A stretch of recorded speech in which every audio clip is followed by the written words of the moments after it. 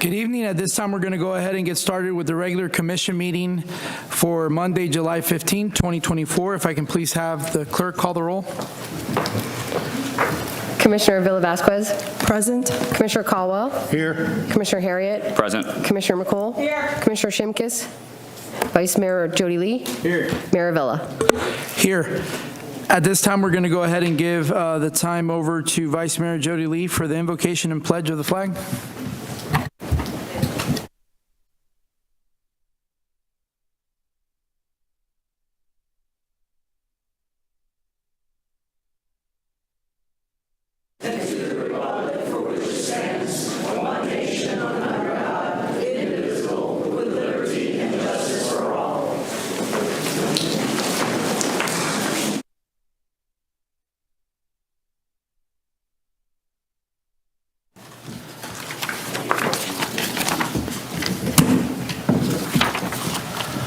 This time, we're going to go to section 4, which is approval of meeting minutes and agenda approval of minutes of the regular commission meeting of July 1st, 2024 as presented. So moved. So moved by Commissioner Villa-Vasquez. Second by Commissioner Colwell. If you could please vote.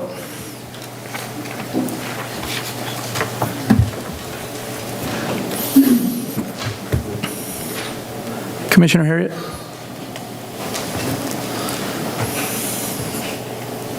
Motion passes 6-0. Before we move over to presentations, awards, and reports, I just wanted to make a notice that we are streaming on all platforms minus Facebook. They're having some technical difficulties, so I just wanted to let the viewers that are watching other ones and for those up here and on the floor to know that we're having issues with Facebook. At this time, we're going to go to presentations, awards, and reports. We have a presentation by Halifax Health Programs.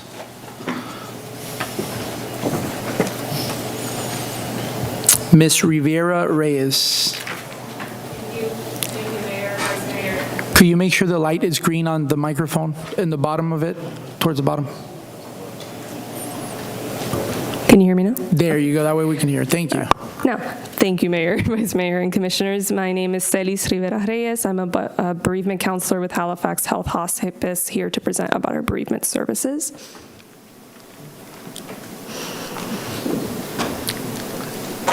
Perfect. Okay. I'm a registered clinical social work intern working with the agency. All of the rest of our counselors are also licensed either social workers or marriage and family therapists, as well as mental health counselors, and if not, at least master's level clinicians. We are grief and trauma informed. We have various trainings that we have to take to stay up to date, and then cover our different programs.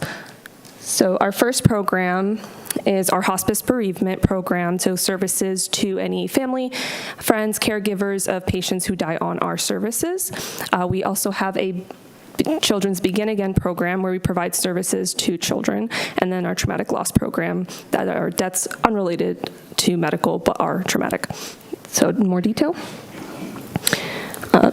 As I mentioned, for the hospice bereavement, immediate family and caregivers following the death of a loved one on our services, it's available for up to 13 months following the death. And we also do events throughout the year, like our Celebration of Life event.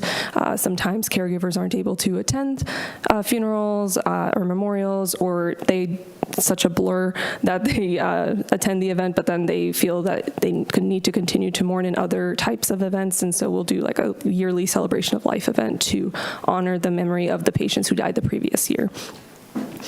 For our children's services, ages 4 to 18 who have experienced a death regardless of hospice or traumatic loss connection. The program encompasses physical activity, art, drama, music, and more. And we also do different events for that. For example, Healing Hearts, Hearts and Arts, and Camp Begin Again. So it's like equine therapy. It can be like family therapy. Also, our camp is every year. That is on the first Saturday of November as well. For For traumatic loss, it's within our service area who have experienced a death due to the following. So again, deaths that are not medical but are traumatics, like homicide, suicide, accident, overdose, line of duty, war, terrorism, natural disaster, and pregnancy and child loss. The areas that we serve, Volusia, Flagler, Orange, and our most recent one is in Osceola. And the types of counseling that we do is individual, family, and group. We do we have various funding and community partners, for example, we're the recipients of the Victims of Crime Act, VOCA. We do a black tie, blue jeans gala downtown with the Downtown DeLand Rotary for fundraising. Jeep Beach, Victoria Women's Club, Matthews Gift, House Call MDs, Embassy of Hope, and various donations, as well as Hub on Canal, Cracker Creek, where we hold our Begin Again camp every year. Volusia Recovery Alliance, Crimson House, Easter Seals at Edgar's Farm, so that's the equine therapy. Project Linus, Halifax Auxiliary, Halifax Niners, and law enforcement, state attorneys, sheriff's offices, and victim advocates. And all of our services are free of charge as well. So our support group partnerships, we have After the Call, and that is for former and current first responders. And then to support healing from grief and trauma specific to the line of duty. We have a Bridge for Hope support group, so if someone's lost a loved one to an opioid overdose, then they can receive services, group services with that. Community impact report, just some numbers to point out. So for 2023, we had 761 hours spent serving children through the Begin Again Children's Grief Center. Our two biggest grief centers are in Deltona and Daytona, so actually 15 minutes from here, the closest one, Deltona, and then our satellite offices, as I mentioned, in the other counties. So 1,079 hours serving adults through the traumatic loss program last year, and 35 children attended our annual Camp Begin Again event last year as well. So for grief centers, as I mentioned, the one in Daytona, on the left there, you'll see our hurricane room where the kids are allowed to express their anger in a healthy way, so long as they don't go home and punch a wall through their mom's house. And then we have a playroom, and then also that tree is where the kids can put up butterflies, flowers, heart cutouts in memories of their loved ones. Same here for the Grief Center in Deltona. This is the one that's 15 minutes from here. We have our grief garden, our playroom, and then there's a picture there of our art therapy room as well. So event pictures, the one on the left there is from our equine therapy event, and then the other two, I believe, are from our Camp Begin Again as well. And then these are from our annual National Day of Remembrance, actually, but it's very similar what we do with the celebration of life. But the National Day of Remembrance, that's with Victims Crime Week. So we're coming soon. We've got a Journey to Goodbye group. We're trying to start an anticipatory grief support group for our hospice families, as well as a Grief Connections group as an after-death support for our hospice families. And then we're working on a bereavement resources booklet as well. And our latest group, Wave of Light, is if someone has experienced an infant or child loss during pregnancy up to 1 year of age, then they can receive that service. And our next camp, Begin Again, first Saturday of November. And that is the end of my presentation. If you have any questions. Commissioner Villa-Vasquez and Commissioner McCool. Thank you, Mayor. So thank you for the presentation. The location that you're referring to that's close to us, is that the one on Saxon Boulevard? Correct. In the Publix Plaza? Yes. Am I correct? Just so that everyone knows where it's located. Yes. It is very nice. I was there for the ribbon cutting, and it's a nice environment inside. So thank you for the presentation. Thank you so much. Commissioner McCool. Thank you, Mr. Mayor. As well, I would like to thank you for the presentation. I would like to thank Halifax in general for your continuing commitment to mental health services, and especially with this, the recognition that not all grief is shaped the same. Yes. So thank you for compartmentalizing this, for presenting a program for our Deltona residents, for making it free, because counseling is one of those gray areas. It may be covered by insurance, it may not. So thank you for your commitment to our community and bringing this. and I hope that this gets out. I hope that everyone sitting in here will share this with a family member who in turn shares it with a family member, because we have a big need for mental health services here in Deltona, period. So this is a great start. Thank you very much, Halifax, for doing this. Thank you for coming here tonight with the commitment and sharing this with our community. Thank you. Thank you. Thank you so much for everything that you do as well. Thanks. This time, we're going to go to the fiscal year 2022-2023 annual audit presentation, annual comprehensive financial report for the year ended September 30, 2023.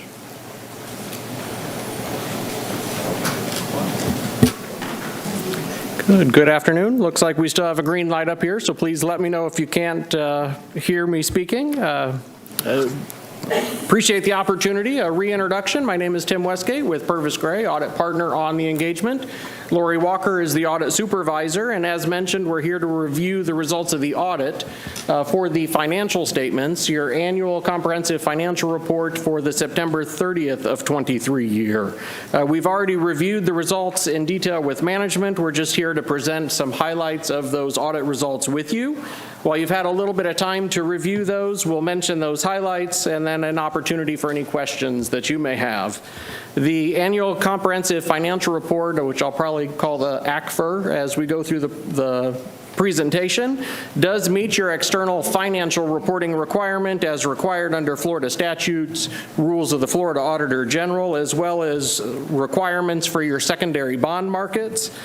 Direct lenders like the Florida DEP, federal and state granting agencies, as well as the city participates in the GFOA's Achievement for Excellence in Financial Reporting Award Program, under which the city goes above and beyond the basic requirements of generally accepted accounting principles and includes extra disclosures, extra presentation, extra information.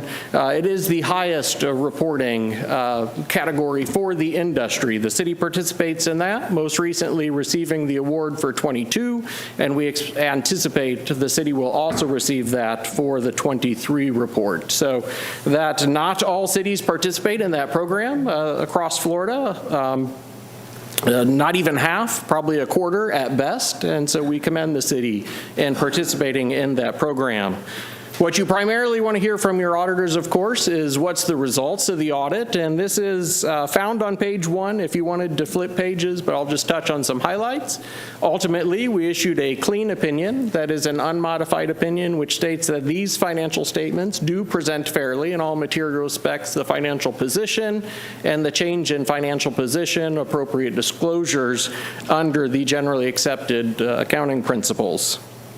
It goes on to discuss some reminders that management is responsible for the financial statements, management is responsible for internal control, that our responsibilities is to provide that opinion of whether the financial statements are fairly stated. While we do look at internal control for the purpose of designing our audit, it is not intended to issue an opinion on internal control. However, if we encounter things during the audit process, we do present those to you, and I'll touch back on those in a few moments.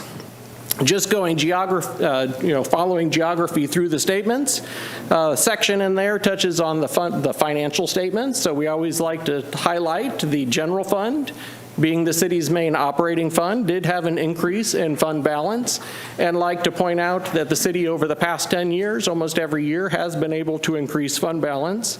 That had been a discussion item in years prior because of the importance of that fund balance, your ability to meet ongoing cash flow, plan for future projects, prepare for hurricanes, or weather the storm through the pandemic like was what was done. So we commend the city and the effort of increasing and building a strong fund balance position and encourage that ongoing effort. Likewise, the Water and Sewer Fund had a positive increase in fund balance. Net position is referred to in a business type fund. And that also has a positive working capital position, shows the proactive efforts of the city in maintaining the ability to plan for future projects within that fund, as well as meeting your current obligations. As mentioned, we do look at internal control and compliance for the purpose of designing our audit, but not for the purpose of an opinion. We also look at major federal award programs, investment compliance as required under Florida statutes, as well as look for issues of financial emergencies, deteriorating financial conditions. Those reports are found in the back. Unusual to the city of Deltona, we did have a non-compliance item that is reported on page 154 as disclosed in your notes. Page 63 is related to the IRS notices that you had received. Other matters that we discussed with management through the audit process is included in the governance letter. That is a separate one that does not rise to the same level. Not material weaknesses, but rather recommendations. Excuse me. And all of those are primarily focused on the IT area. Again, we're not looking at IT as part of the audit other than in just designing. So we did have some recommendations there, particularly the risk of cost that a city could incur related to cybersecurity risk, attack, something like that, may far outpass the costs that could be incurred through fraud, errors, omissions. So we had some recommendations to look at the disaster recovery plan and preparedness, security awareness program, a review of inactive users, other IT-related stuff. So those are in our letters. I do encourage you to review those and look at that effort. So with that, I'll conclude the presentation and welcome any questions that you may have related to the audit. Vice Mayor Jody Lee. Thank you, Mary. I appreciate all the work that you put into this. You've been working, how long has Purvis and Gray been doing the audits for the city? I did review your prior meeting presentation. So Purvis Gray has been auditors for the city since the inception of the city, which I believe was 95, right? Can we do something in the future where more things are discovered and notified? Because we understand this IRS thing's been going on for years, and it just barely popped up, I think, probably because it came out to light on this dais. I would like somehow we expand your scope if your company is going to continue to work for our city. Because Yeah, I think, so that... I think our residents should have been known about this, and we should have known about it. Our manager should have known about this long before it got to this, because from what I understand, it started at like $6,000. So Right. I think we should have all, so this way, we need to know. Right. So with that, there are options to expand and do other services. As we've discussed in the past with the city, when historical questions have been raised, water and sewer questions, fraud forensic has been asked, many years we've discussed. There are firms that do that. Our firm does that and expand scope and go into other areas. We do continue to encourage the city to first consider whether you want to employ an internal auditor and go that route instead because of the cost benefit of going external and those benefits. And you'll see internal audit areas have been a mandated area for school districts in more recent years. So we'd continue, the city can consider that somebody that works directly for the commission, and you can direct more directly, particularly as you see that need. Another thing you said on our departments, some of the departments we have upped the bank accounts, the revenue that's in them, and we have a fund balance. Every year it's increased the fund balance. So right now the stormwater has a balance. It's on a positive. Stormwater is not its own fund, right? So that would might be a good question for finance on the particulars, but it is not its own standalone fund. So Thank you. If I could just cite back, you did mention the need for notice. We were notified, and I did retrace the steps. We were notified of the issue on February 6th of this year. Was the first time that it was brought up to us, finding out it had gone back prior, at which time we did encourage the city to notify the commissioners as soon as possible, provide the city manager an update on the situation once we found out that this existed, as well as we referred the city with an attorney to help try to resolve it. Had it been brought up much sooner, this really would not have been, I don't believe it would have been a cost to the city had the city spoke up and asked for outside help on it. Thank you. Commissioner McCool, then Commissioner Harriet, then Commissioner Avila Vasquez. Thank you. And that's where I was going with this too, is identifying the scope of the work that you had been contracted to do. And this is available for the public, if the public wants to know, especially with the advent of the disclosure of the IRS situation that we had, that the city had determined what we wanted the scope of services to be and nothing more. And I know that closely identified in this paperwork is what the scope is that we agreed to. And that's all I wanted you to disclose also, what services were available, right, because of this issue here. And that was my other question also. I could not remember how long you had been the auditor, you know, for the city. So that's really, that to the public, these documents are available for you to look at regarding what the auditor does, because we have had constituency ask for forensic audits, you know, and this is what we have been going through. This is the scope of Purvis and Gray every year. So if you have any questions, email your commissioner, because Purvis and Gray have done their job in the scope of what we've asked them to do. So that's why this wasn't found, because they only go over what we give them, right, the documentation as it relates to the scope that we currently have with them. So thank you for bringing that up, and thank you for clarifying. Thank you for going above and beyond, too, in your disclosure. Thank you. Commissioner Harriet? Thank you, Mayor. You mentioned that was the only formal finding, was the non-compliance with the IRS issue. Were there any other findings that were able to be ratified or rectified during the process? As far as findings per se, it's the IT area, and that is in the separate letter. I would encourage you to support the efforts behind that. This made it into writing. It has been a discussion for a few years. The topics on there, not all of them in the exact form, but all of them generally have been on there. This is the first year we wrote them in the letter, just to sort of memorialize it and help hopefully encourage the support behind that because of that increasing risk. There are always routine things that come through the process, particularly this year, new standard related to subscription-based IT arrangements and that process. Of course, you did have some turnover at the very end of the process with the department. We do appreciate Julia stepping in at the end there and really carrying the audit process to the finish line and getting that.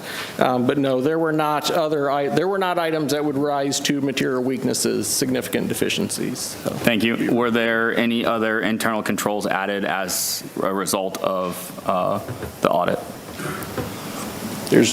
Not sure I follow.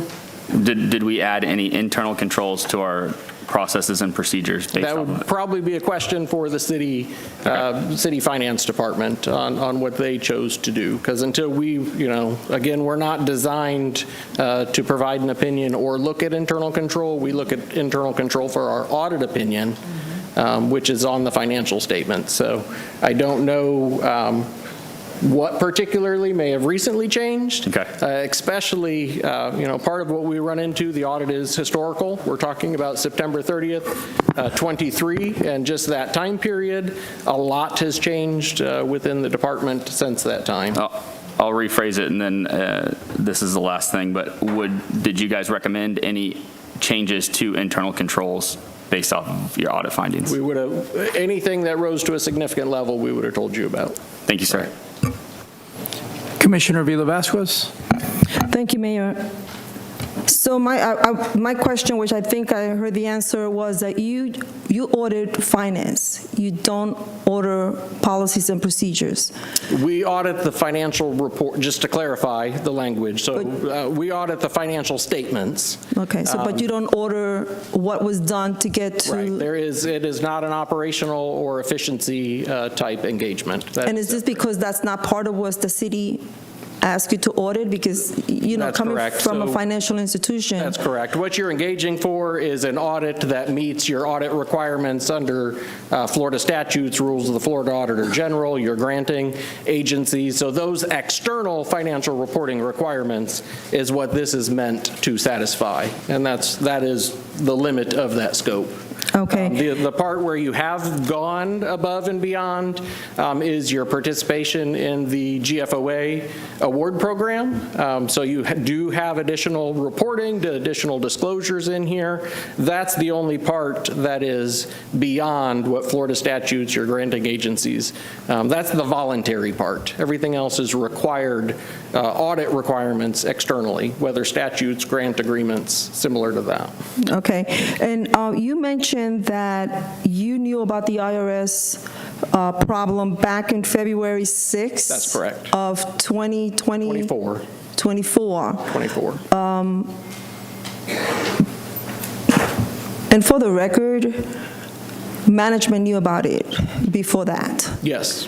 They just never brought it to the commission Or the auditor's attention. or the auditors. And this was way before 2024. Right. I was It was prior management. Right.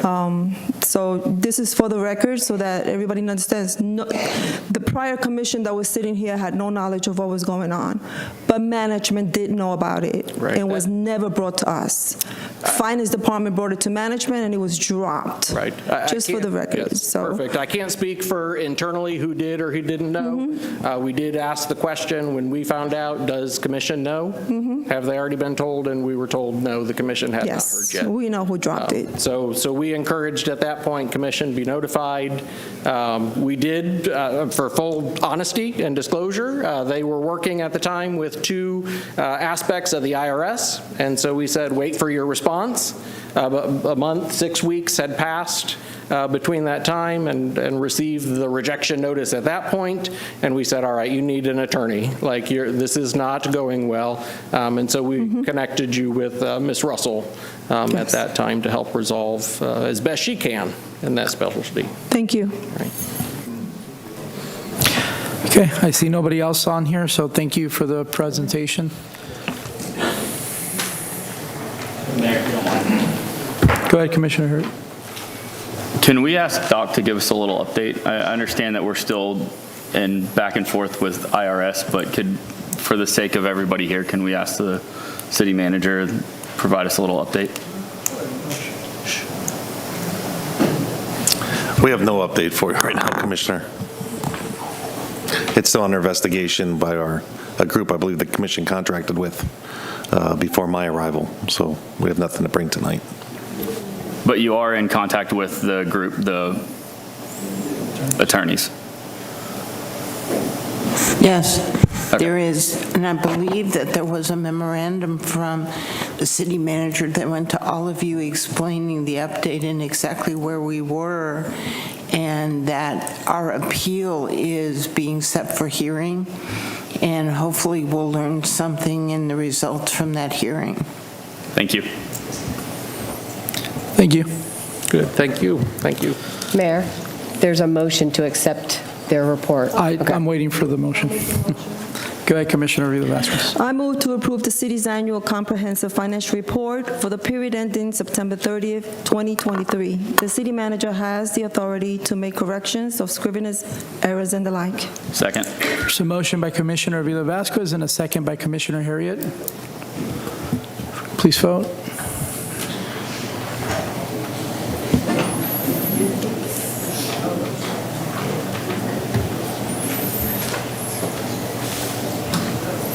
Motion passes 6-0. Thank you. Thank you. This time, we're going to go ahead and move over to a presentation. And I think they spelled this wrong, but Rainier Combe, President of VEMA, will present a check to the Deltona Firefighter Foundation along with Commissioner Avila-Vasquez. Yes, so if I can ask the commissioners to please go down to the floor. In the amount of $6,274.92 from the first annual Memorial Bike Ride event on May 27th.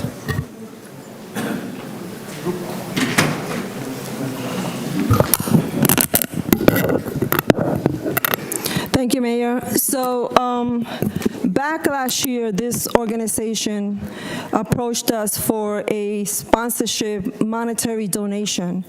And we met after the meeting, and I told them the city could not give them any money, but that we had an event for Memorial Day already on our agenda if they would like to partner with us. And they agreed immediately.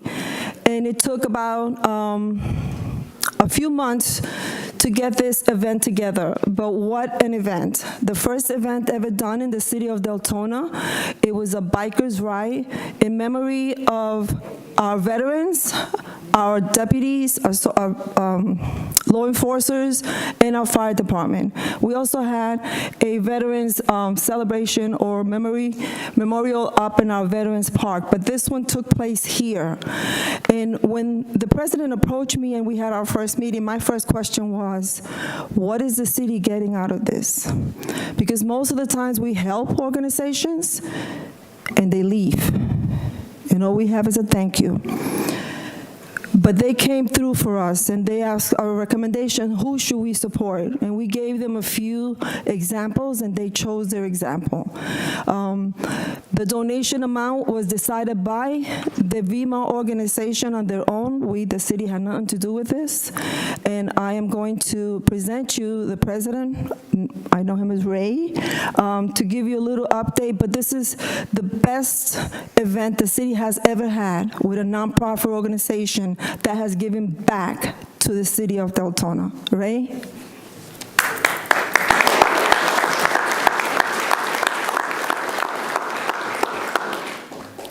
Thank you. Thank you. First annual event, really well. Better than I thought it would go. And Maritza, I'm more than happy to work with you on this next one that's coming up next year, Memorial Day for sure. It is my honor to stand before you today to recognize and express heartfelt gratitude to Deltona Fire Department and the Firefighters Foundation. Your assistance and unwavering dedication during our recent Memorial Day event played a pivotal role in its resounding success. In appreciation of your efforts, it is my pleasure to present this check. Where is he at? There you go.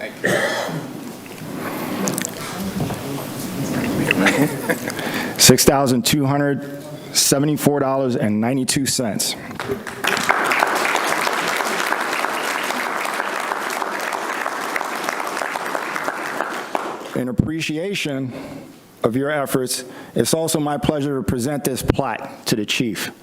Thank you. This plaque symbolizes our deep gratitude and recognition of your exceptional service commitment and the selfless contribution you made to our community event. Thank you. Thank you for your continued support, and we will be looking forward to next year's event. Thank you. Thank you, thank you, thank you. Thank you. Appreciate it. Thank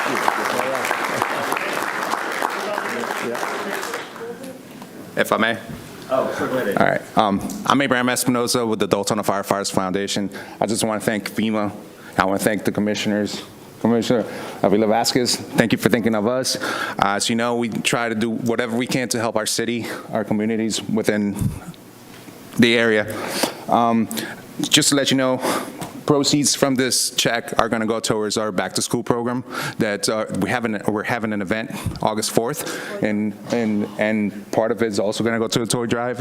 And we are also working on a special needs project we'll have more information soon. So just know that we try to put everything back towards the city, and we just want to thank everybody for supporting us. Thank you.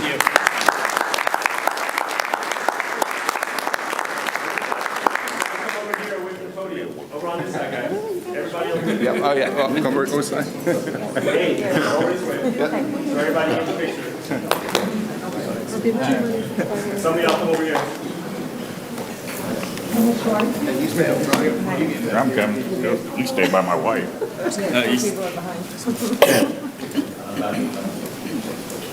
All right, on three. 1, 2, 3. One more for good luck. 1, 2, 3. Thank you. Thank you. All right. Thank you, gentlemen. Appreciate it. Thank you. Thank you.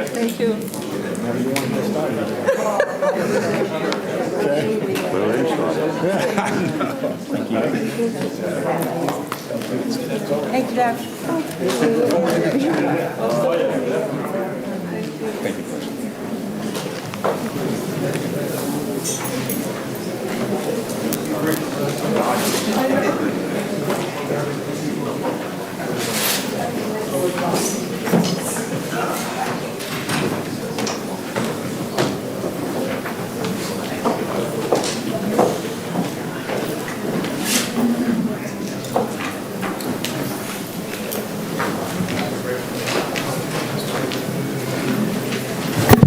Okay, at this time, we're going to go ahead and move to public comment.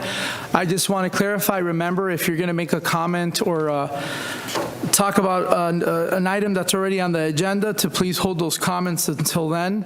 I believe there was a request from 2 members that cannot stay throughout the whole event, and our policy has been to make sure that, because then everybody would want the same courtesy, to make sure that you make the comments that you want that go under the actual line item. So unless the commission is okay with these 2 residents speaking regarding Marcia specifically, do I have an issue with the dais on that? Yeah. Do we have policy that we follow? Usually they have to wait for the line item. I think we've held that line pretty hard in the past. I agree. Gavel people and ask them not to. Okay. So, all right, so we're going to go ahead and enter into public comment for items not on the agenda. John Jay, please.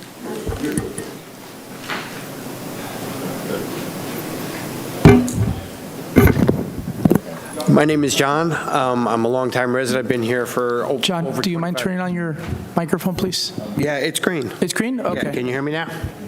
Yeah. Okay. My name is John. I've been in here for like 25 years. And my main concern is with all the cars, trucks, motorcycles, boats that are parked on lawns. And it has to be hurting the stormwater. And now that you're reaching into, get some more of the stormwater money from us, I was wondering if there's anything we can do about, that aspect of it. Because I have spoke to code enforcement, and they don't really do anything about it. And it's thousands of them that are all over the city. So I just want to bring it up so maybe we can do something about it. And that's it. Thank you. Thank you. Thank you. Emma Santiago, please.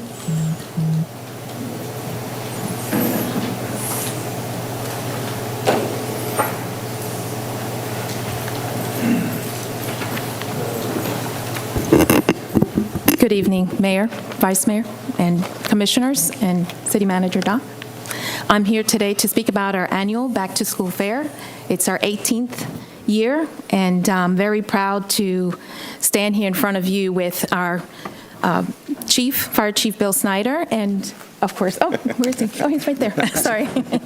And Abe from our Deltona Firefighters Foundation. I want to say thank you to the City of Deltona for always partnering with us. This event could not happen without your partnership and the many businesses that do come and help us. VEMA this year will be helping us, along with the Deltona firefighters, in helping our children get back to school prepared.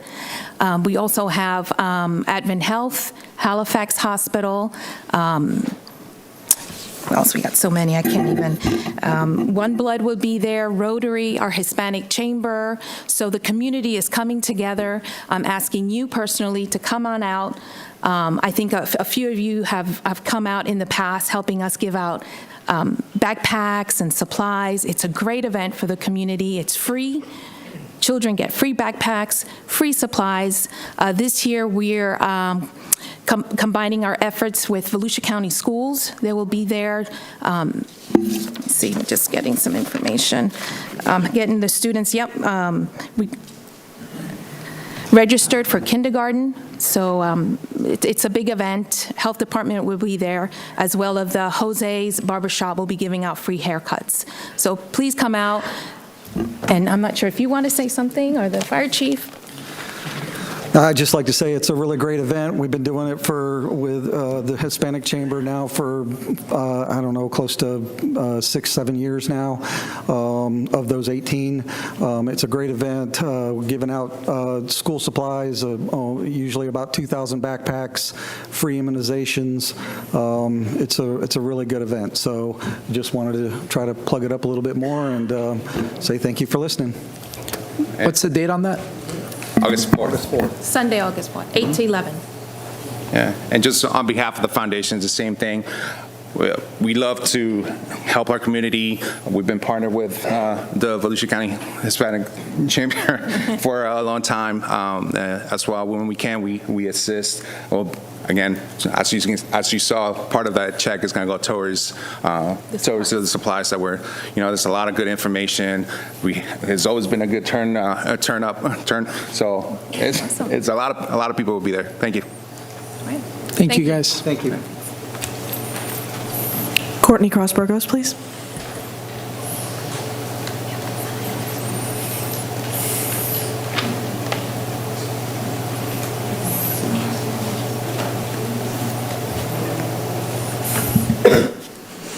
Good evening, everybody.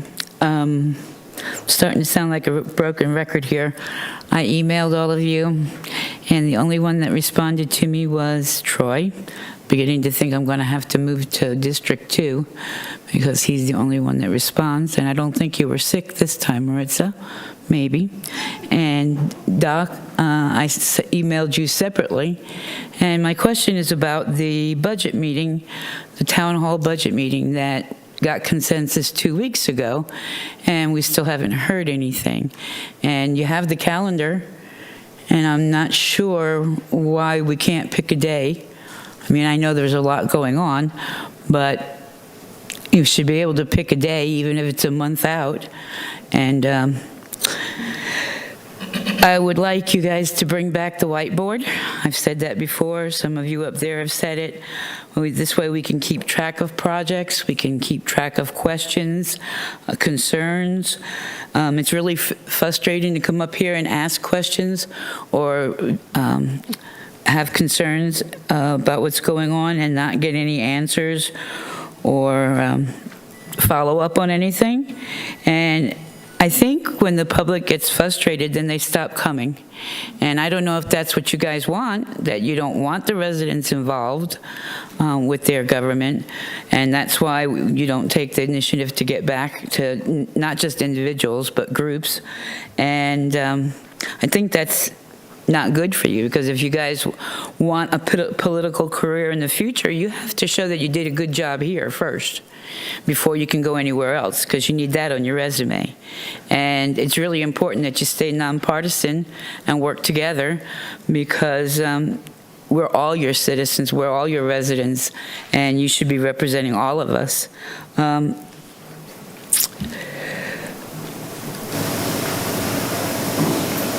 Oh, the other thing I wanted to bring up, I'm sorry, I actually made a list because I keep forgetting stuff.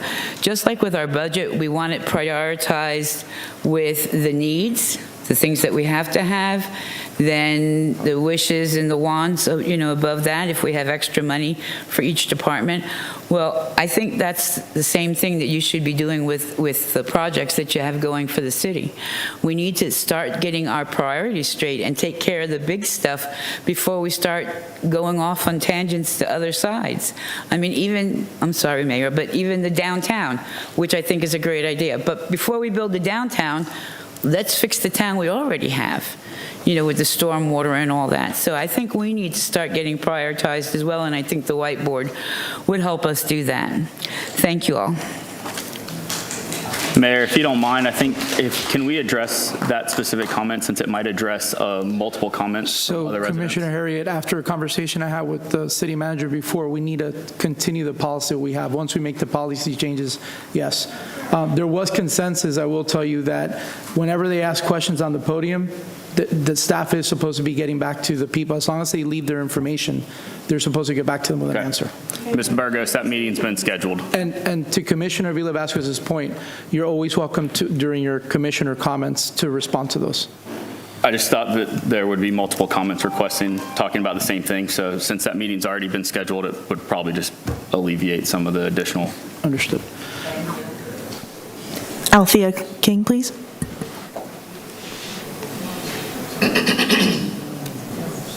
Althea King?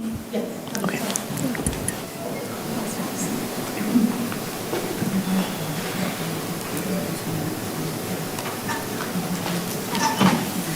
Good evening.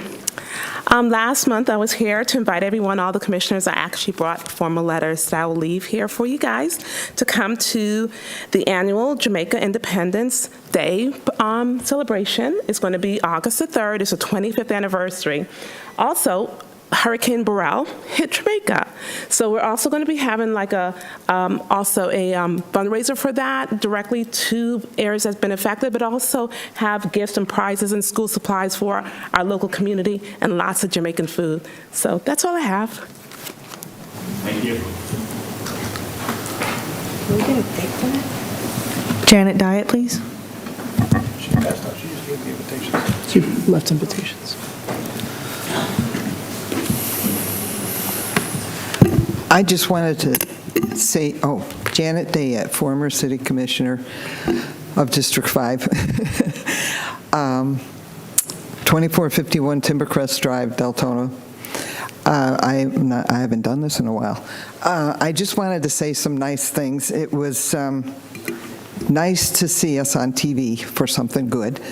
And I wish you all kinds of luck, because we've been around long, and some of you have known me long enough to know that we tried that way back when I was on the commission in 2005 to 2009, trying to figure out how to build some more downtown area like.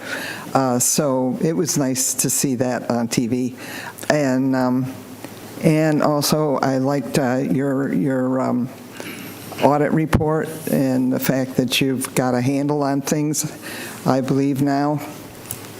As a tax accountant, I couldn't help but notice that. That's my trade now. And just keep an eye on things. And I also want to, I can't talk on that. But anyway, I admire that you look like you are really working toward earning the city's trust and giving people, even that are leaving, a feeling of dignity, and instead of, being more stern. It's nice to recognize people that have been here a long time, and I wish you luck. I'm going to start coming to those planning meetings, I think, to see how it's coming along, because you've got my interest piqued. Thank you. Keep it up. Kathy Bryan, please.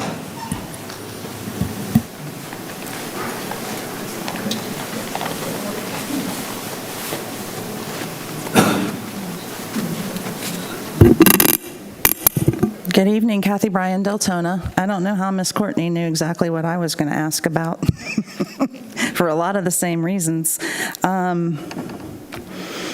Yeah, so if you guys have a meeting planned for that, and even if I make a comment at the podium and I have to go home early, I go home and I listen, so any comments made afterwards, I will hear.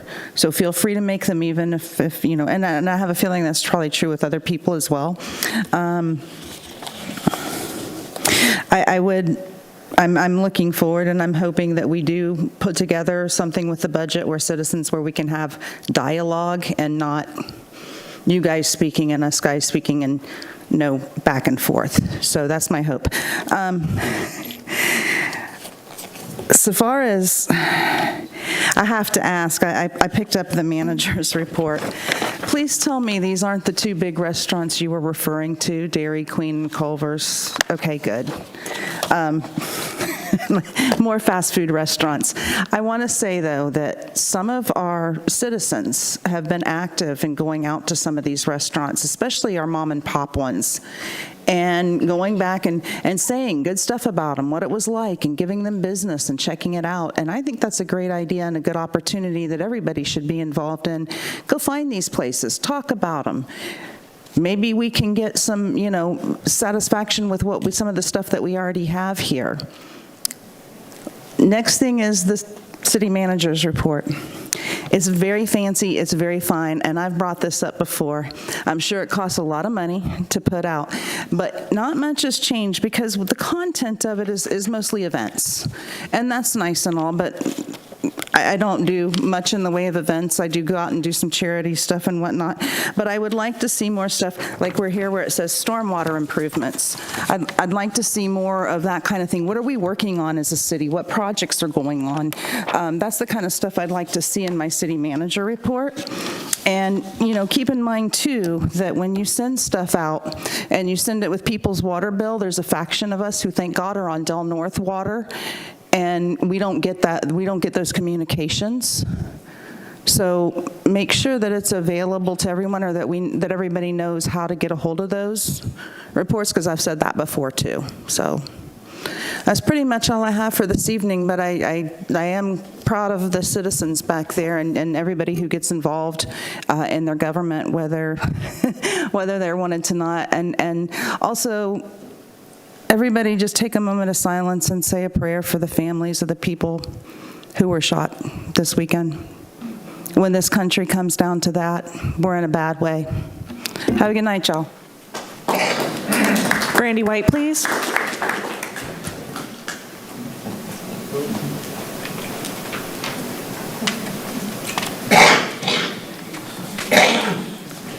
Brandy White, Deltona, just a couple things that have been talked about online that we could probably get resolved pretty easy. City manager's name isn't under city manager. If it hasn't been fixed, it's been talked about for like a week. Can somebody please just put his name on the city webpage, please, where it says city manager? There's been also a question about department head vacancies, and while they are vacant, who is in charge? So if we could get an answer, on kind of how that workflow goes. It's a conversation going on by your public out here. In addition, the Deltona Market on the 7th was fantastic, held at the center. A lot of small businesses out there. Like what was mentioned, I think we should kind of wrap around these small businesses, not just in the food industry, which we've seen an increase in, and they've all been pretty successful so far, based on the comments I've seen and the food I've tasted. And maybe publicize their events a little. I know we have policy where we don't do individual events and whatnot, but this is your city businesses. So I think that there needs to be a discussion about how we can maybe fix that, because we should be putting the word out about our city businesses. Like, that's something we want to hear about. Let's see. Lastly, with the answers to the questions we ask, sometimes I do get answers. Most of the time I don't. Phyllis is phenomenal. Any question I've had that fell under her, I have received a response on, down to how many acres we have left. So I'd love to give props where it's due there. Same as everybody else, one of the other things I wanted to ask was about the town hall, but obviously it's been set, so if you can kind of let us in on that secret, it'd be great, so we can make a plan to attend. At this time, I'd also like to make sure, I know I put it out there before, but if we could have the previous year's line item budget also available, since we're doing a lot of comparisons, that'll help. Lastly, don't forget, everybody, this week is planning and zoning and DRC. Thank you. That ends public comment. Okay. This time we're going to go to ordinances and public hearings. Public hearing resolution number 2024-35, establishing the proposed millage rate for levy of ad valorem taxes for fiscal year 2024-2025. And we're going to go to our city manager, Mr. Doherty. All right, thank you, Mayor. As an overview of the topic, there's a few things that I'd like to mention. First of all, Deltona is a big city. Newsflash. We're our biggest city in Volusia County and 29th largest in the state. In fact, we're 10 cities larger, actually, than Daytona Beach, who is our second largest in Volusia County. I feel that when people look at Deltona as a big city, people think, of course, big downtowns, large corporate buildings. We don't have that. But many big cities do have those downtowns, but they don't have the population we have in our size. So we're a bigger city than what most people think when they think of big cities. I say that because to operate a big city is great, and Deltona is not immune to the high costs to run the city. So an issue affecting Deltona's tax rate and often overlooked is the city's lack of commercial districts and industrial zones. A big city like Deltona would normally have several major commercial areas and a couple large industrial areas. A fault of the city's founders decades ago is not recognizing the need for commercial and industrial areas to help offset the millage rate for the future. A second issue regarding the millage rate is the cost of the properties within the city of Deltona versus other cities. What sometimes appears to be high taxes within a city due to a high millage rate has to be considered in terms of the property values. As you know, a city with a lower millage rate tends to also have higher cost homes, which in turn oftentimes means that other cities end up actually having higher taxes, even though they actually have a lower millage rate. So what leads to a higher millage rate in Deltona versus other cities with lower millage rates is that Deltona does not have the necessary commercial districts or industrial areas to offset the millage rate. Along with lower cost properties, the millage rate will unfortunately always end up higher. So an unwritten piece of the request in this evening is to establish a millage rate is the city's investment into the employees. It's well known that personnel is usually the highest cost of any business, so the question and answer is, do we want to keep and hire the best employees we can find? It should be stated that lower cost employees tend to actually cost the city greatly. It's a subtle concept that's not really thought of very often. Lesser employees tend to care little for customer service, and their bad decisions in the workplace could end up putting the city at risk for costly lawsuits. No city should ever want to say that they have the lowest paid employees in the region. Across the city, we have openings which we cannot fill due to either lack of candidates or lack of qualified candidates compared to the neighboring towns. In fact, our department heads will tell you that we're losing quality staff to neighboring cities right now because of, depending on the position, some are offering up to $4 an hour more. As you see on the screen, a quick example of a $40,000 employee, $40,000 is around $19 an hour.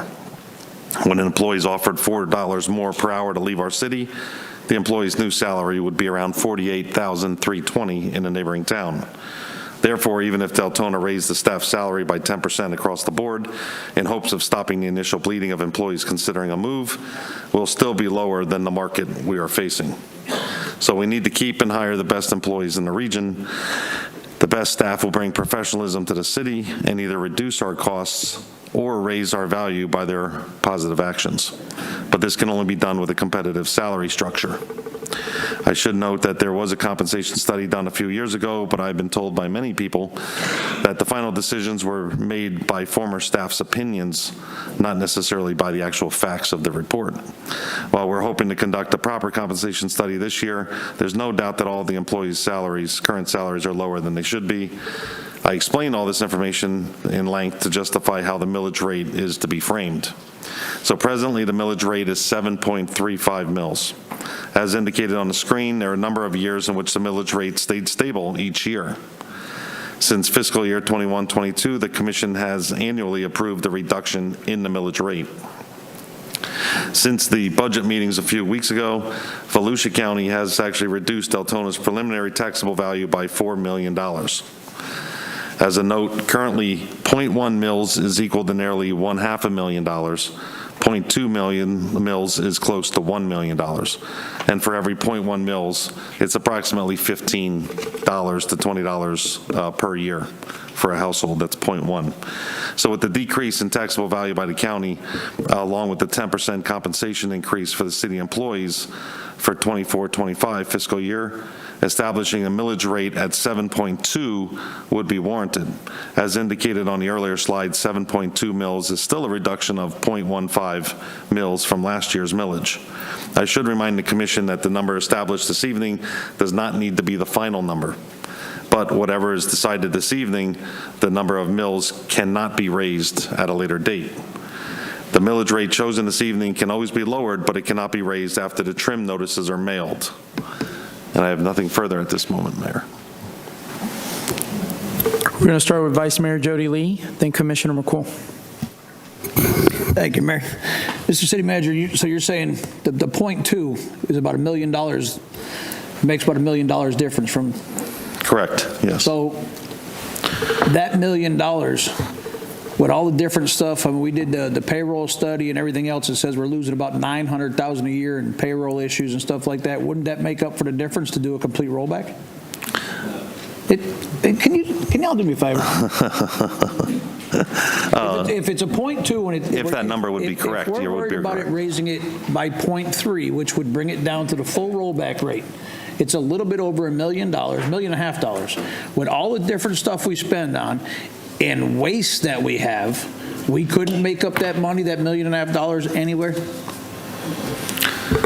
I couldn't guarantee you that. I'm not sure about the assumption of the $900,000 wasted in payroll. I couldn't guarantee that was a number. With all the waste across the city, you don't, I mean, but you're saying, you're not saying you can't, and you can't say you can. That's what I'm getting at. With all the different waste, if we're going to do a rollback, my big issue is there's a couple other things coming up on the agenda we're not going to discuss yet. But if we're going to raise a couple other things, why not do the whole rollback? Because you're not going to be spending so much money out of the regular budget for these different things because you're going to raise the other prices. I think as you're going to see in the next item, I believe, are stormwater, that there is no reserves. And the reserves are actually coming out of the general fund to do any work in stormwater. So if the commission would take it to rollback, you'll have neither the funds to do other priorities as well as the stormwater that we're going to be talking about in the next item or two. Oh, thank you. Commissioner McCool and Commissioner Harriet. Thank you very much, Mr. Mayor. I want to also, I was up because I got a copy of this, which I would invite you as residents to take a look at. So if you're not aware of understanding the demographics and the structure of the tax base that is paying in, when we talk about where are we getting the revenue from, we're getting the revenue from the taxpayers. This is structured by the parcel counts in the city. That's who makes up 100% of the revenue. And look at these numbers, taxes paid by range, okay?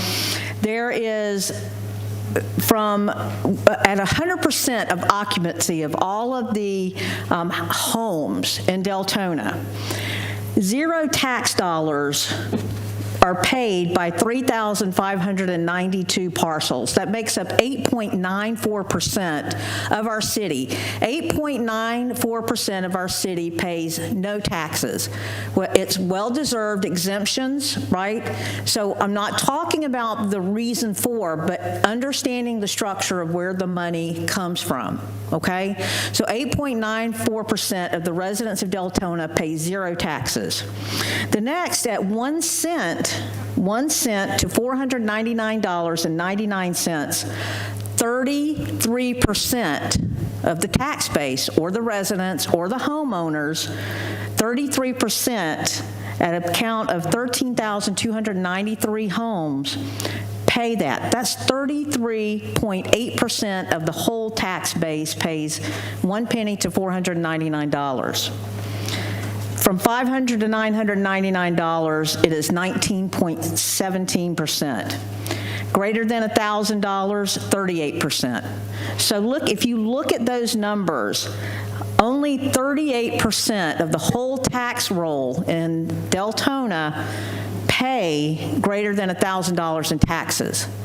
So is that revenue coming in from these taxes, as you can see, and it's available to you to refer back to. I made copies for you, Joyce did, on the back table. When it looks like all of this tax money is coming in, please understand that the values on these homes have, first of all, just gone down, okay, as you saw on the slide, and this is the structure of the tax base paying into that. So I just wanted for the public to be aware of that, for you to have the information so that when we're making decisions, that you have the full information on the reasons that we're making these decisions, and that you have the full demographics on here. So this is available to you on the back table as we move through this process. Thank you, Mr. Mayor. Commissioner Harriet. Thank you, Mayor. It was brought up by a resident during public comments that they were requesting a list of projects that are needs and project that are wants. This is a very conservative plan to reduce our tax rate while we're still working on those needs. We still have major public safety needs. We have major stormwater needs that we don't even know the total cost of yet. and we have a city manager that's committed to reducing our tax rate, knowing that we still have those needs. So I just want everybody to appreciate that this commission and our new city manager are working diligently to make sure that this city is a livable city and that we're not unfairly and unduly burdening residents at tax time. Vice Mayor Jody Lee. Thank you, Mayor. Like I said, I'm not, Mr. City Manager, I applaud everything you've been doing so far. I haven't had too many, we disagree on some things, but nothing's been major. I'm overall talking about, I looked at the budget. There's some departments in here that have a 400% increase in overtime. 400%. Every department in there wants a brand new car. Some are deserved, in my opinion, is well-deserved. Some of them are, I think, are a little sketchy. I know we have to do stuff in the city. We postponed it. But if everybody doesn't remember, except for a couple people up here, last year when we did this, we discussed a full rollback. And now all of a sudden we're up here and it's like we're changing our mind. How many houses have been added onto the tax rolls since all these numbers come out? We've got more businesses in town. We've got more apartments in town. We've got all this. So that's still more money coming in. I understand we have a lot of stormwater projects and stuff like that. Now, if we got somebody that was in here, an economic development manager, and we can take care of stuff and get different grants and federal money, every time the federal or state government says they're going to give money, they take it back. I get that. But if we stopped wasting some of it and made sure we did our list of things that need to be done at our priorities and got rid of the wish list, some things are wish lists. They're not mandatory that we do. I'm just saying we promised everybody last year when we lowered it a little bit that we were going to work on the full rollback. And that's what we said last year. Now this year's coming up and we're doing the same thing as we did last year. And if you want to say your property taxes are going down, ask somebody whose property taxes went down last year. You're right, the property value, and I understand it's based off a lot. The county does an artificial evaluation, which it raises the increase, and that's got nothing to do with us. But at the same time, there's money coming in, there's wasted money in the city. I think we should tighten up our belts and take care of priorities and not wish lists. And not make people that live in the city, including myself and everybody else up here, do our priorities and stop making us put the bill up, pay the bill for a lot of unnecessary wish lists. That's all I'm saying. Commissioner, let's please hold the applause, please. Commissioner McCool and then Commissioner Harriet. Thank you, Mr. Mayor. In providing this information right here, listen, we've hired a new city manager. We have entrusted the city manager to go through and work with these different departments. And I think that the message has been sent loud and clear about wasteful spending. And I've gone through the budget, and we are not at final budget here. But with that being said, we can't presume and present a lower mill and then take it back. We can't go up after this. We can go down, but not up. And the list that I have seen, as far as what the budget items are, city manager is going through these right now, and we asked the city manager, we hired a city manager to make these recommendations based on what he is finding as he is going through these positions. And I think that giving all of the information to our public is a responsibility, and listening to our CEO. That's what we've hired him for. No one, including myself as a taxpayer, the exemption that I get as a taxpayer also is homestead exemption. I've lived in my home 20 years. I've kept the same median income home that I've had I have a 1,600 square foot home. I'm a taxpayer here. I understand, and I'm trying to do the most prudent thing, and right now that is provide information to the taxpayers so that you understand, first of all, where the revenue is coming from and what my responsibility is as your commissioner to take into account all of this information, what's coming in versus what's going out. So I hear that, but this is what we've hired our CEO for. So that's where I'm at, Mr. Mayor. Thank you. Commissioner Harriet, then Commissioner Vila-Vasquez. I just want to echo what Dana said. It's important that everybody realizes that at this point, we cannot go above this number. We can come down. If the city manager recommends that we come down, we can. But we're not talking about another center. We're not talking about expanding recreational services at this point. We're talking about making sure that the fire department is there when you call. We're talking about making sure that properties don't flood. So we're still on the needs, the top of the list. We're still at the needs. We're not down to the wants yet. I'm extremely grateful that we're able to reduce our millage rate and reduce our taxes at this point instead of sticking with the same 735 that we thought we would be at. So, Commissioner Vila-Vasquez. Thank you, Mayor.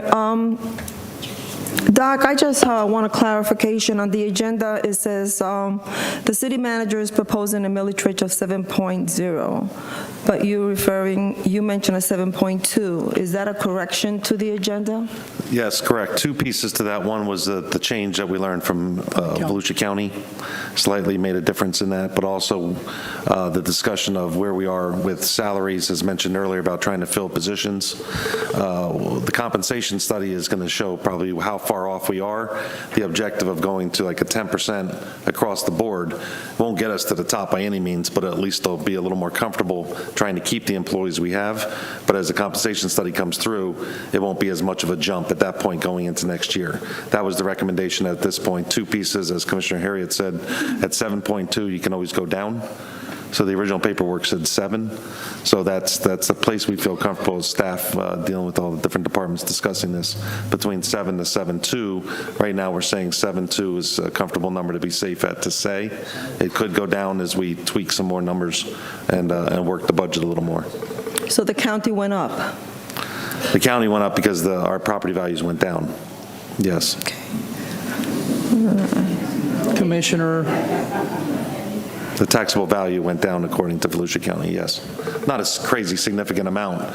That is a concern, just to put on record, of rollback. If we go to a full rollback, the amount of money we have this year is the money we would have next year, adding on any new. Please have silence. We're trying. Everyone will have their chance to speak. The full rollback, just as a quick, and certainly I admire Vice Mayor and talking about this. Him and I have had some spirited discussions about this topic for sure. Is you're extremely limited. You can never go back up. Over time, once you walk away from that number, it gives you about the same amount of money this year as we worked with last year. And we're already in discussions of 4 more police officers, sheriff with 4 more vehicles. As our population grows, our public safety has to be invested into. So immediately there's $1 million some. So when our number's similar to this year, going into next year, we're now going down. We're going actually backwards. If you're not moving forward, you are continually going backwards. And if the property values do drop drastically in the next year or two, the council or commission could be looking at possibly a tax increase. And we're not, literally a tax increase to go back up. Right now, we're bringing the millage rate down, and we're on a nice trajectory, as that chart showed earlier, that we are on our way down, but we're trying to stay ahead of the curve of where we're going backwards, at the same time. And any money that's left that's going into reserves is going into projects, major projects. And again, as I talked about big city, that wasn't just to be goofy there on the first slide. It's a reminder, this is a big city. When we do a project, it's not $800,000. It's $8-10 million on a project. So when we talk about money in reserves and doing major things for a major city, it's not something where we can just be break even across the board and hope nothing hits us. We've experienced it already with the drainage issue, which will be discussed at the stormwater topic. But I'd definitely be hesitant to go back to rollback. We'd love to do that, but we may catch ourselves in a pickle on the back end on that one. Thank you. Commissioner McCool. Mr. City Manager, would you be comfortable reiterating or stating how much we lose if we go to full rollback? What is the amount that we go in revenue if we go back to 6.7? I don't know if finance has that number directly. We would be basically using the exact amount of money we have this year with any additional new homes that were built. And of course, per home doesn't add up to a whole lot of money. So there may have been a development here or there built this past year. If our budget this year is $10, we will have $10 next year, adding on any additional homes built. But as I mentioned earlier, when we talk about public safety, we already know there's things that we have to continue investing into. So we would absolutely be going backwards. So if we have $10 next year because we have $10 this year, we're eating into that $10 for our other priorities and other departments. So rolling back that's a hard decision. That's a tough decision. But that's up to the commission. Staff will work as directed by the commission. And I would like to, I was speaking with a resident right before the meeting, would like to clarify as we move through our assessments, special assessments, our millage rate, that we are also going to be holding to task our commercial development also. I understand that we're really working on that commercial development, but we are trying to find equal distribution throughout commercial and residential tax base in order that the property owner, the residents, aren't feeling the whole brunt of what we're trying to do right now. And sad to say that in not so much as finger pointing, but understanding that a lot of decisions in the past regarding the millage rate, regarding rollback, regarding special assessments, regarding raising anything, is that it was politically unpopular to do so. So for 6 years, we didn't raise where we needed to be because people were too scared of losing elections, right? And here's the thing, I'm up for re-election, but I'm not going to sacrifice what I understand to be fiscal responsibility for this city to try to win an election. You hired me, you elected me to look out for your best interests, and that means long-term planning. So the pain, the good feeling that was felt for the last 6 years of not raising these rates right now has got us to where we're at right now. And we can't do that as people that are stewards of your money, because you know what? Stuff costs more now. Where are we at now? Stuff costs more now than it did 6 years ago. So instead of doing the unpopular thing and incrementally raising, we just said no, and we can't do that and be responsible to you.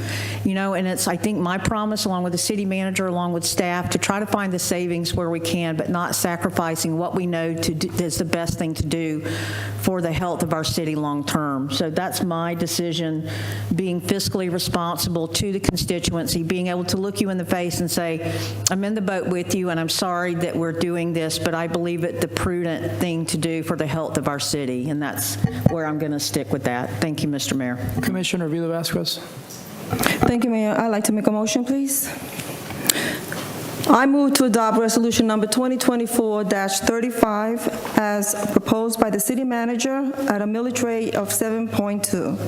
Second. Is there a motion by Commissioner Vila-Vasquez and a second by Commissioner McCool? Before I go into public comments, I wanted to, now that everybody's spoken, I want a chance to speak. So last year, I bit my tongue and I went along with the decrease of the millage, which was still an increase in taxes. We're here a year later, and I don't see a relief for our residents, right? And I know I'm going to be in the minority, but I don't think we're doing any wasteful spending. That's the part where I'll disagree with the Vice Mayor. I don't think there's wasteful spending, at least not to the magnitude where it'll make a difference. But what I am looking at is residents that last year approached me and said, Mayor, you know, I'm a taxpayer and I want you to do this, are the same ones that are coming to me now and saying, Mayor, I'm hurting. And I'm looking at my residents, and all of us we're being hit by inflation. Everybody's trying to adjust the way that you know, their lifestyles or the way they're living. And look, I know we had a visioning session and stuff like that, but I don't see a quick solution or a solution period for us to bring more commercial into the city fast enough to be able to alleviate our residents. The one solution we found, which was an Amazon, we decided to give them a tax break, and I understand to a point, but I can't I can't look at my residents and look, I'm a renter. Everybody criticizes me for that, but that means I pay full taxes where I rent, okay? And I can't look at my residents and knowing that I struggle, and I have a full-time job besides what we do here, and knowing that I struggle with my family, sometimes to buy my daughter's milk, I know they're struggling as well. So with what face am I going to tell them, hey, adjust your wallets and pay us more? We're going to have to get a little bit more from you at the same time. I don't feel comfortable with that. Can we please go to public comment? Robin French, please.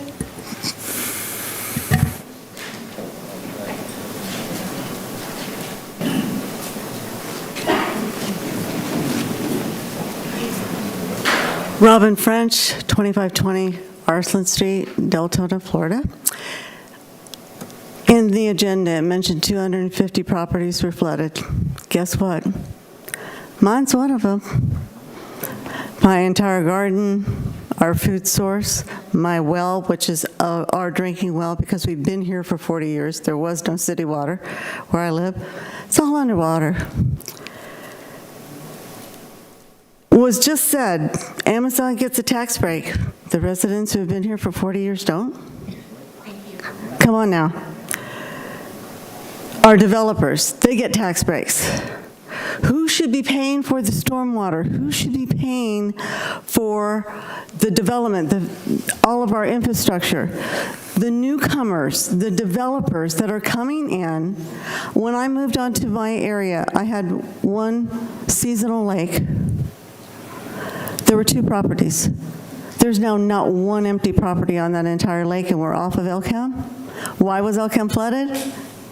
Guess where the water went?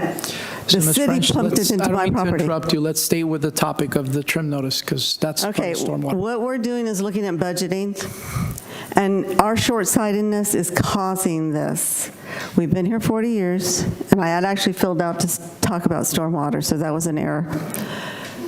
What we need to do is have the nerve, have the resolve to say no and stop taxing our citizens, and you're right, Mayor, every year, more and more, from the county, from our city government, from local. It's all costing us more. We lost our business. We have nothing but Social Security. Where am I going to get that money from? I'm not. Charge cards? Look at the room. Most of us are older. And those who work here, as you said, even city employees don't make enough to make it to happen. We have to do better. And as I said, I filled out for stormwater. So if you look at the different stormwater and what you're adding, $75 a week. That's my We'll call you budget. again on that one, Ms. French. Okay. So the problem is we have to, as Dana says, we have to do it right going forward.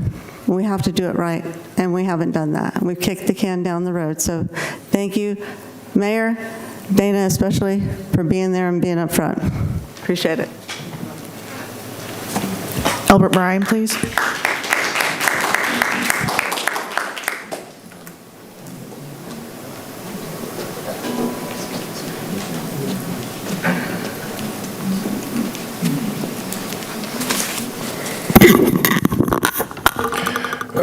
Let's see here. Let's start this off by basically stating that to say that property values went down this year is a lie. Real simple. I've talked to too many realtors, and I've talked to the tax guy, and he says they've actually gone up. So how can you say property value's gone down? That's a flat-out lie. Just period, flat out. Now, if you can go to 7.0, you can drop it to 6.773. That's a 0.227 difference. I can find just that amount in the guaranteed overtime in your budget. That's saying something. Just the guaranteed overtime. I can cut that out. And that doesn't have anything to do with the CBA or the fire department. That's just the guaranteed overtime that is in your budget. You cut that, and you go to full rollback. Now, let's think of something else here.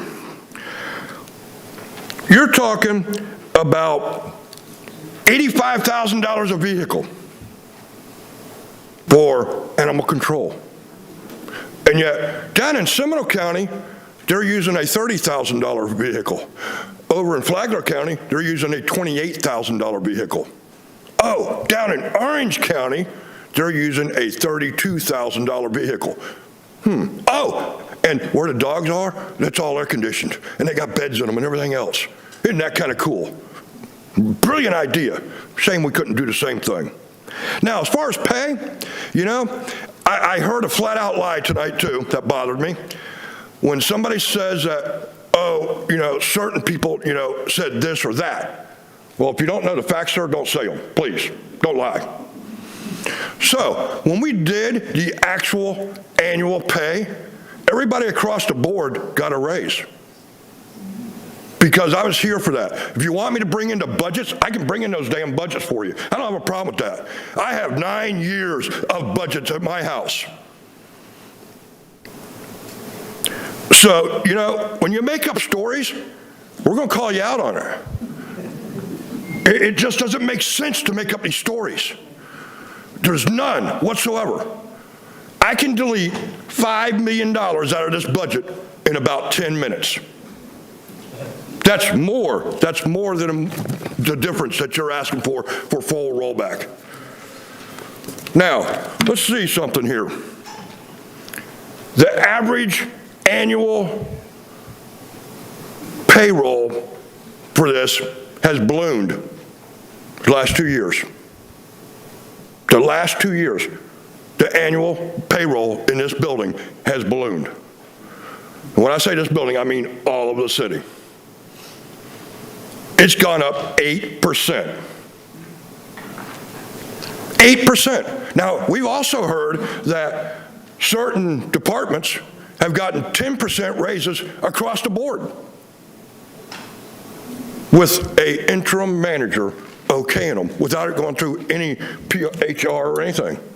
So quit the lying. If you don't want to go to rollback, just say it. You don't want to go to rollback because you want to give everybody a golden parachute. That's fine, say it. But don't lie to us. There's no reason for that. There's too many ways we can check this. If you want to see my 9 years of budget, I'll be more than glad to bring them in and drop them in on your desk, sir. I don't have a problem with that. And then we can compare all notes. Edwin Lasanta, please.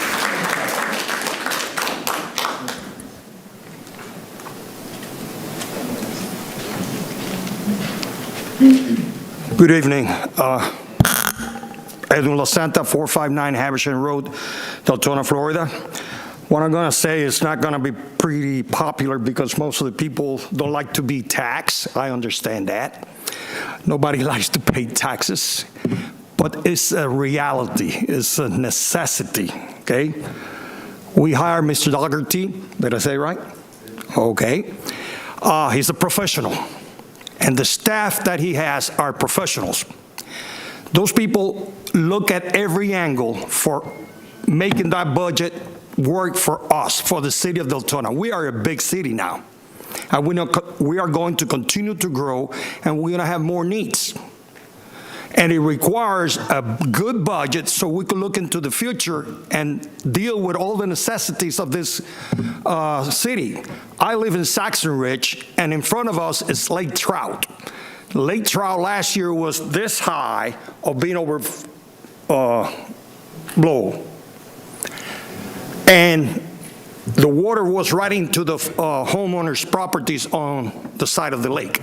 So that will require the city to have enough money to invest in all the necessary equipment and plans to get the city controlled by the waters that will be coming in the future.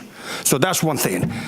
I participate in sports, softball down in DuPont Lakes, and the maintenance and all that equipment there needs repair, and we need more personnel to take care of the parks all over the city.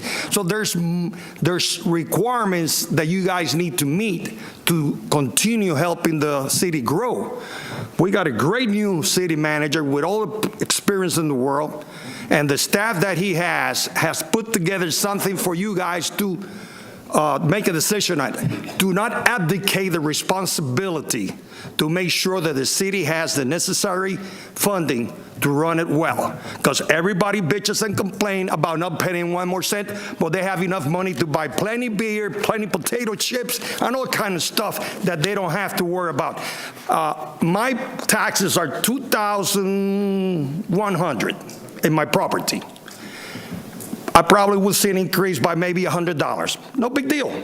I could deal with that. Okay? $100 more likely, ladies and gentlemen, $100. Okay? So make the math, whatever it is, do the right thing and don't abdicate your responsibility. Thank you. Brandy White, please.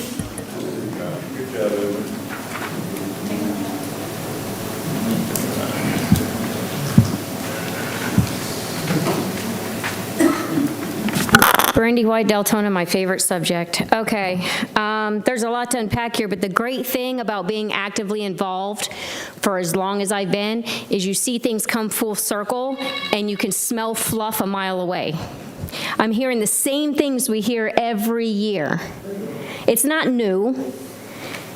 It's not that we've kicked the can down the road and haven't increased rates for 6 years. We have. We just didn't increase the millage rate, but our rates increased. There's a big difference on there, so I want to fix that little confusion there. Second, as much as I love everybody wanting to just cheer him on and give him props, if we've learned anything in this city, you should not blindly trust squat. But I'm hearing it again already. I'm just going to trust it like we did with Chisholm, right? How'd that work out? We're just going to trust it. He's a great guy. I'm sorry, and no offense to Doc, but you're going to have to earn my trust. You don't just get it. Now, about what I've just heard about the salary study, I'm just confused. Is it the one that I stood here and told you was manipulated? Is that the same one that I literally proved it to you? And you all approved it anyhow? Is that the same study we're all talking about? Yeah. Interesting. But now it's wrong and it's manipulated and it needs redone at our expense. We're going to pay for another one. I don't think so. We have internal people that can tell you what needs to be done and where we're at. Start there where it's free. I don't support another salary study. That's insane. It wasn't done right the last 2 times. I'm just going to read all my notes here so I get everything.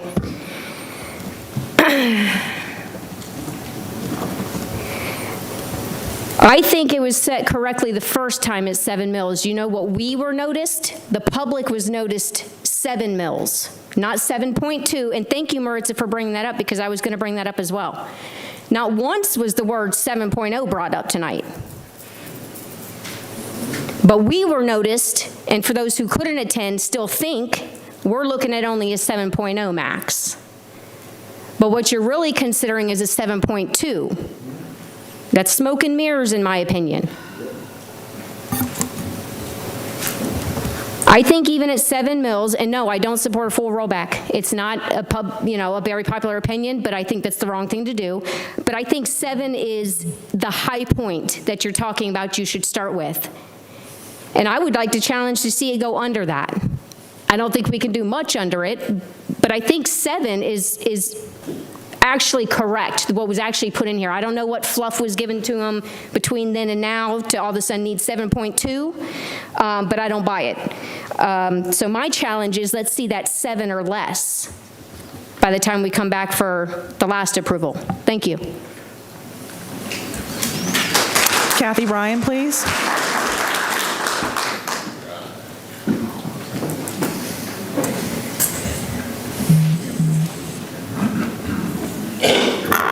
Good evening, Kathy Bryan, Deltona. Got a question for everybody. Since the city began almost 30 years ago, once we set that budget rate, how many times have we actually changed it, gone down? Anybody want to take a guess? It's a very small number. 0. I don't like taxes more than the next person. Every year We always get a bunch of people here. I wish you guys would come out at other times when there's stuff going on and speak your minds. But every year, people come out and say, you know, we can't afford the increase in taxes. But then when we have floods, people come out and say, I need you to fix this. Well, how are you going to fix it without money to do so? I will say the same thing I said last year. It's not, when you look at taxes and you look at that budget, again, like you said, what's our wants, what's our needs? I've said it a billion times. What can we save on? First of all, employees. Everywhere is having issues with employees. If people are paying more, people don't have any loyalty anymore. They go everywhere. Who's paying the most? Why not take some of that money that we didn't spend when we didn't have department heads here, et cetera, give them bonuses? You come in, we're going to train you, we train you for this job, you get so much of a bonus, you stay if you stay so many years. If you leave within a certain amount of time, you give the whole thing back. If you leave in the next set of time, you give some of it back. Give them incentive, because people don't have incentive. Look at the healthcare industry, what happened after COVID. People started traveling, getting paid $100 an hour. They didn't have any loyalty. They went where the money was. Why? And when you bring people in and they're only here so they can get trained and they go somewhere else, you've wasted twice the money because you spent money training them. So think about that when you talk about what you can do for employees and retention. I think one of the major things we need is to get a good economic developer, a professional, and God love you, Mayor. We need somebody who has training in that to look at the city as a whole and help with us. And think about it, folks. For everybody who wants downtown areas, they want improvements, where you got to start is with our infrastructure. There's a lot of places you can't put these improvements because we don't have the infrastructure. Get the infrastructure in, then you can start adding your commercial, and then you have them paying the taxes. And then the other thing I want to ask each and every one of you is, why did you move here? Did you move here because it was cheaper to begin with? Did you move here because there was less traffic? Did you move here because there was nobody out here? All counts for us. So think about when you talk about what you want out here, do you want the same thing you left, the reason you came out here? Is that what you want? Let's do it differently. Let's look for alternate ways to save money. Because I'm in agreement. We don't need the best of vehicles with all the bells and whistles.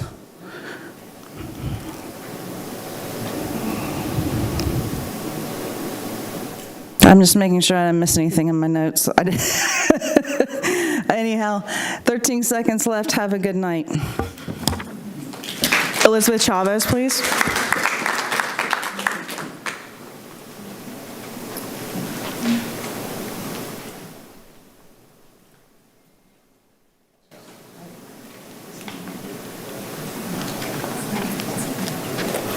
Elizabeth Chavez, 1971 Algonquin Avenue, Deltona.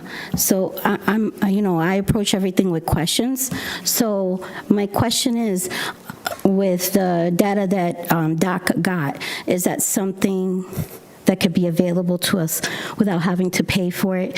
Can it be put in the back table so we can see that proof of that, whoever said that our properties were going up? So is it the value of the property going down because of unlivable flooded homes? So, okay, we're not spending horribly? Okay, so then that means that the little spider machine that you guys thought of getting for $500,000 or $600,000, you can just throw that out the window. So I don't want to sound ingenuous, right? But what do we pay the millage rate for? Is that for infrastructure to a city? I don't know if you can answer that for me right now. No, you can't? Okay. But you did answer for other people. Okay. So didn't we say in the workshop for budgets that there was a lot of positions that were eliminated. So I remember when I went into the city website and I went for clerk, the person out in the front. And the pay rate for that, the reason why I went for it was because it was $19 an hour. So if there's somebody else, them that they all work so hard all day, getting paid less than $19 an hour, that's very unfair. I believe it's very unfair. Okay? And also, in hindsight, I did hear you say something to the effect that the reason why we in a lot of issues now is because of the founding fathers of the city that didn't think clearly enough in the future for commercial. But yet, unfortunately, you guys are the ones here now. And unfortunately, you guys are the ones, getting some of that heat and stuff like that. So I just want to say, commercial should be paying for that infrastructure. And developers should be, how should I say, they should be taken more in account for doing what they should be doing and stop giving so many incentives. That ends public comment. All right, we're going to go to Commissioner McCool, then Vice Mayor Jody Lee, and then we're going to vote. Thank you, Mr. Mayor. I appreciate that. With that being said, I wanted to address something very briefly, okay, just for clarification. I would challenge our residents to pay close attention as we move forward. When we talk about, and I talked about this at the county meeting, responsibility for growth and development in the city of Deltona, and as far as what we can do and are allowed to do by law for developers, okay? Large corporations like Amazon was brought up for a couple of times. The incentive was given to them, so with the understanding they have a long-term investment in the city of Deltona and will contribute $1 million a year after, I believe this year, finance can correct me, but I believe it's this year, so last year tax incentives, and that money will go back into our budget. However, I want you to be prepared for this, that developers, more residential than commercial, okay, coming in, we will be fighting tooth and nail to get money from developers. We get everything that we can from developers coming into our city. We will be challenged as a city because of putting our foot down on impact fees. You're going to hear political stuff about impact fees because that's sexy during political season. But I will tell you that the city of Deltona knows what they're doing for impact fees, and where we are stopped and limited is by the state and not by the city. If it were up to local municipalities who are actually affected by that building, trust me when I say that those incentives would be greater, but we can't. We're limited by what we can do at the state level. And I will tell you that right now, the city of Deltona will be going through probably something from developers regarding stormwater because they don't think it's fair that we're asking them to pay just like we're asking our residents to pay. So keeping that in mind, the city is your ally here, and we must be united when it comes to getting what we should be getting from everyone in the city on a fair basis. I understand that the residents feel like they're treated unfairly, but when I tell you that this commissioner is fighting for you on the development front also to make sure that we are paid properly so that your taxes are not raised due to development outpacing what they're paying for, because really development doesn't pay for itself, and I'm just going to draw that hard line right there. So keep your ears out, and I want you to be cognizant of that, and you watch as that happens as to what we can get and what we can't get. So thank you, Mr. Mayor. Thank you, public, for bringing that up about development, because it really should pay for itself. And we all need your support to make that happen. Thank you. Vice Mayor Jody Lee, and then we're going to vote. Thank you, Mayor. Make this quick. Thank you, Commissioner McCool. I agree with you. The impact fees that people keep throwing out and make developers pay, guess what? When it comes to houses, developers don't pay that money. You can raise it all you want. They pass on to people that buy the house, so you get stuck with it. It's just a pipe dream for anybody to use that as an argument, which is nonsense. But this whole thing, when we had our budget meeting, it was presented to us at a budget meeting that our millage rate was going to be 7.0. tonight it's up to 7.2. When I spoke to Mr. Doc about coming to the city, I discussed our millage rate being dropping, and he said he don't think there's going to be a problem with dropping it back to the full rollback rate. That was one of the determinations I made when I discussed with that. And don't say no. So I have a big issue. There's other issues that are coming up on this agenda that are going to be raised higher, or they're going to be asked for an increase. If we can't do a rollback on this, them other ones are going to cause a problem. So I'm just leaving it at that. All right, can we please vote?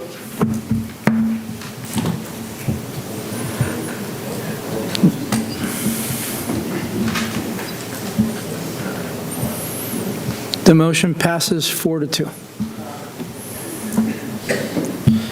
All right, we're going to go move to Section B, Public Hearing Resolution Number 2024-30, establishing an annual rate resolution of stormwater services for fiscal year 2024-2025.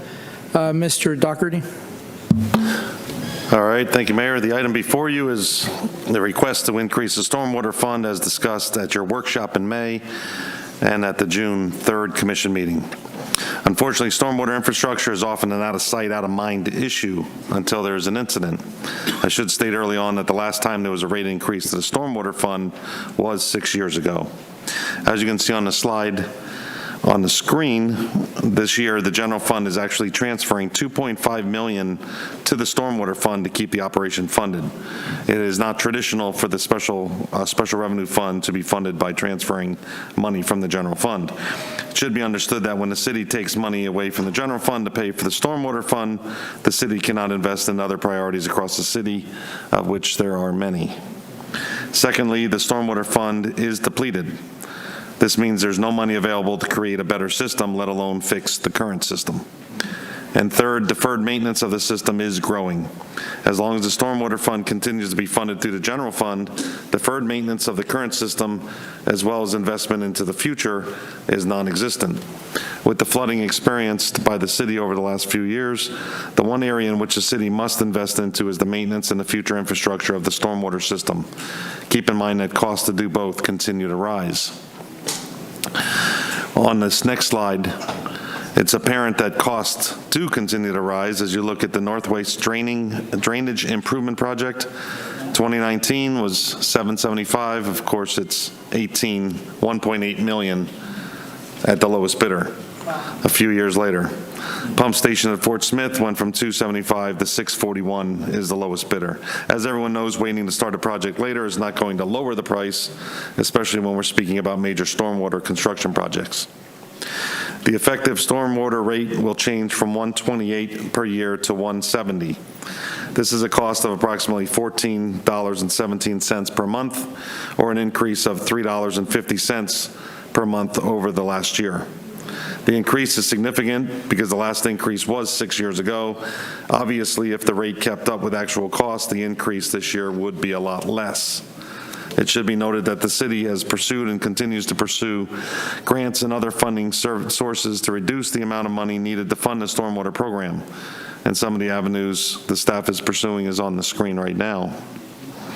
As I stated earlier, the last time the city raised the stormwater annual assessment was 6 years ago. It is the staff's recommendation to do so this year. I believe also I was informed of the presenter a couple of months ago had made the statement that the 170 does not put the stormwater into its own fund. I'd say we're still in debt. Even at 170, the city will still take money from the reserve to help subsidize the stormwater system. Cool. Thank you very much. Mr. City Manager, I would like to ask a couple of things. First of all, in pursuing this, I want to know, is it of your opinion, can we make a commitment to a time certain for the special assessment, whether it be for 2 or 3 years, with the promise of a break on that assessment? And the reason I ask that is because it is going to be part of my ask with this stormwater also, that we vigorously pursue and report on pursuing these grants and fundings. And when I say mean vigorously pursue, I mean someone dedicated to this with that in mind, that we are trying to limit this to a 2 to 3 year period for right now. And when I also say vigorously pursue, I would like reporting on that pursuit done on at least a quarterly basis. And when I say that, I'm talking every 3 months until such time as we have met where we need to be or within the budget and the pursuit as we go through that we have somehow equalized this. Is that possible, sir? Yes, to an extent.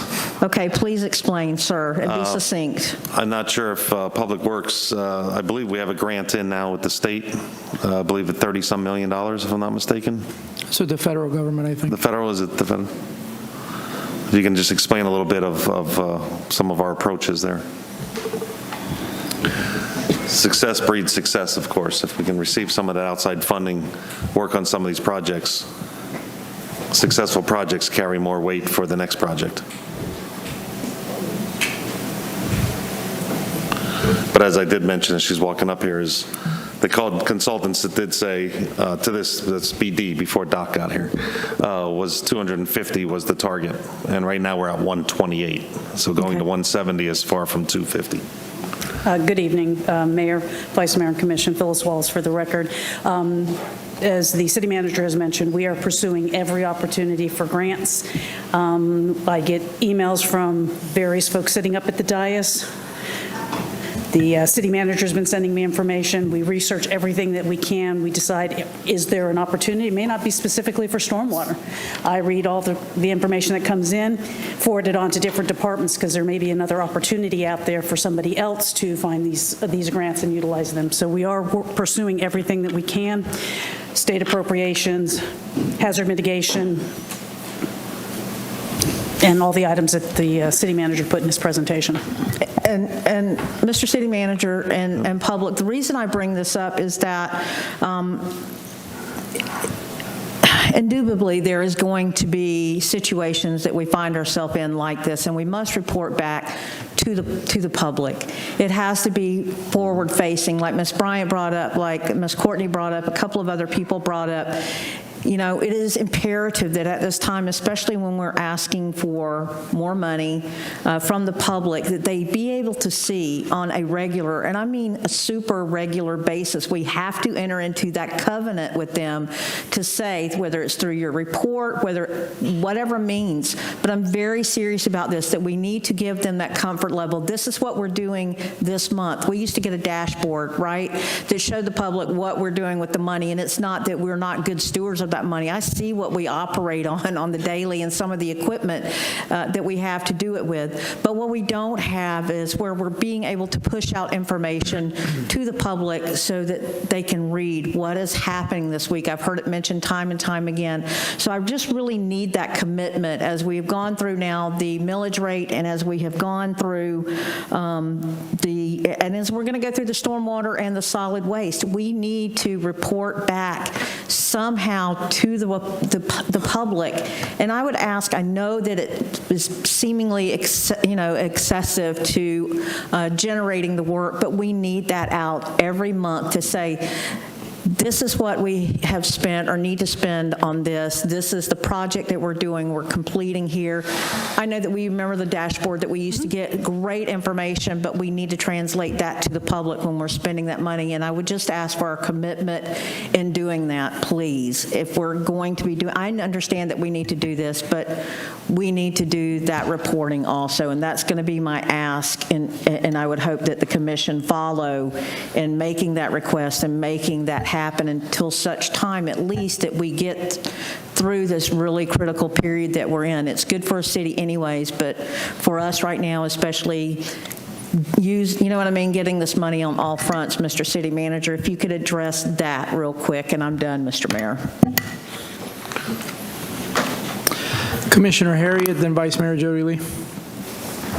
I think that for the sake of transparency is one of the most important things that we can talk about at this point. We all know what happened during Hurricane Ian. We've all seen it. I experienced it. My yard was flooded within inches of the house. Many residents experienced the same thing. But without conveying that and being transparent with the residents, this doesn't make sense. We know that we need to do this. but we need to show the residents. And so I think that dashboard idea is phenomenal. We've also asked and had consensus up here multiple times that we seek a grant professional. And I think it is absolutely important at this point that we seek a grant professional so that it's not dependent on somebody sending the grant to the city, that they can go out and seek these grants and seek these financial opportunities from outside of the city for us. That's all I've got, Mayor. Vice Mayor Jody Lee, and then we'll go to public comment. Thank you, Mayor. And Commissioner McCool, Commissioner Harriet, I agree with both of y'all. I think we should get a regular, this is something that's desperately needed. We didn't do it last time. This is something that's desperately needed to get all these projects done. I agree with both commissioners. Probably everybody up here will say the same thing. We need to get a grant person. We've been asking for it, and there's a lot of times up at his dais we ask for stuff that we don't get. I'm hoping now with Mr. Doc there, city manager, and I want to reiterate, Doc, when I said a second ago about, we talked about the rollback, we were talking about the way you did budgets up north. So I don't want to put it out where you just automatically lied. That's not what I was getting at. We talked about the way you do budgets, and I get, but some of the time you got down here, you didn't have a time to get it done like you normally did it up north with the zero-sum, starting from the bottom. So Yes, I apologize Vice Mayor, for making correct. it sound. We discussed zero-based budgets going back to the ground zero. I apologize No, for the we're way good. it sounds. I got you. So No, we're good. I don't want it to say, oh, you promised me something, but we're talking about the way you did the budget. This is something that's long overdue.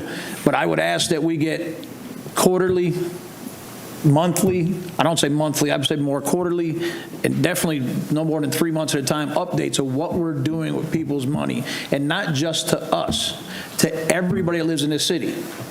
Because we have a history of also talking about doing projects that we don't do.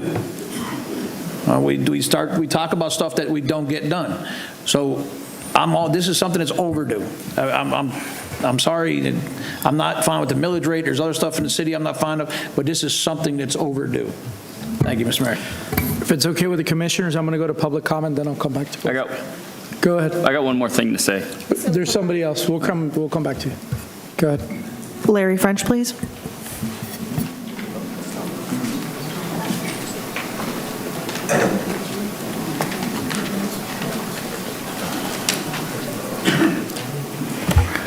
Evening, Commissioners, City Manager.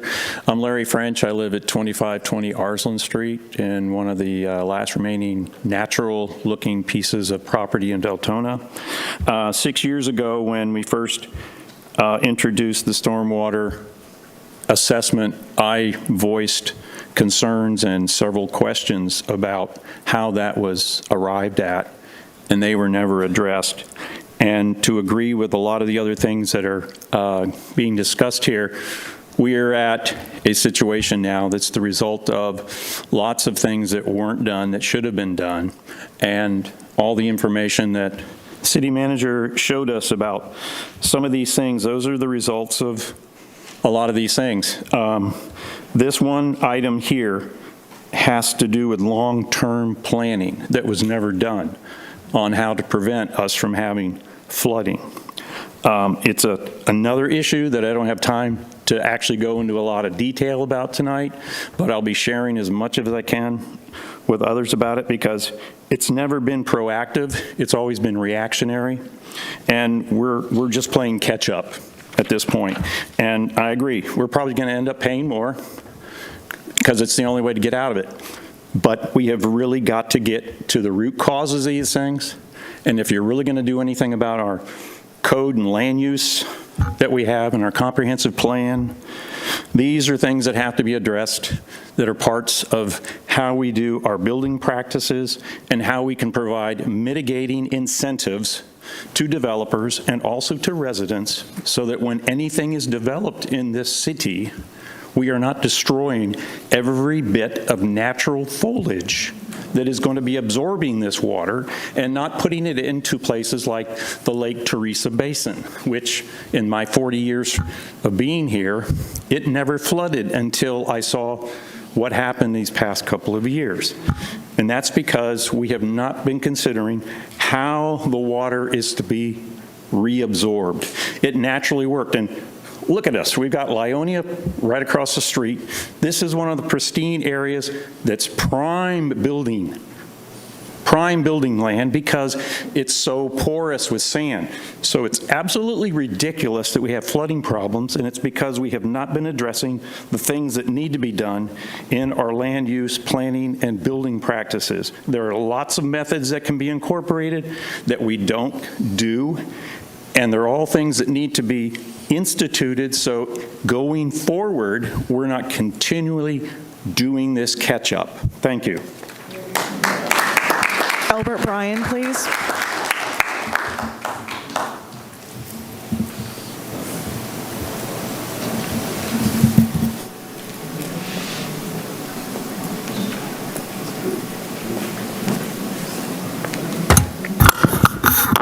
Oh, this is always a fun one, because there's always two sides to this story.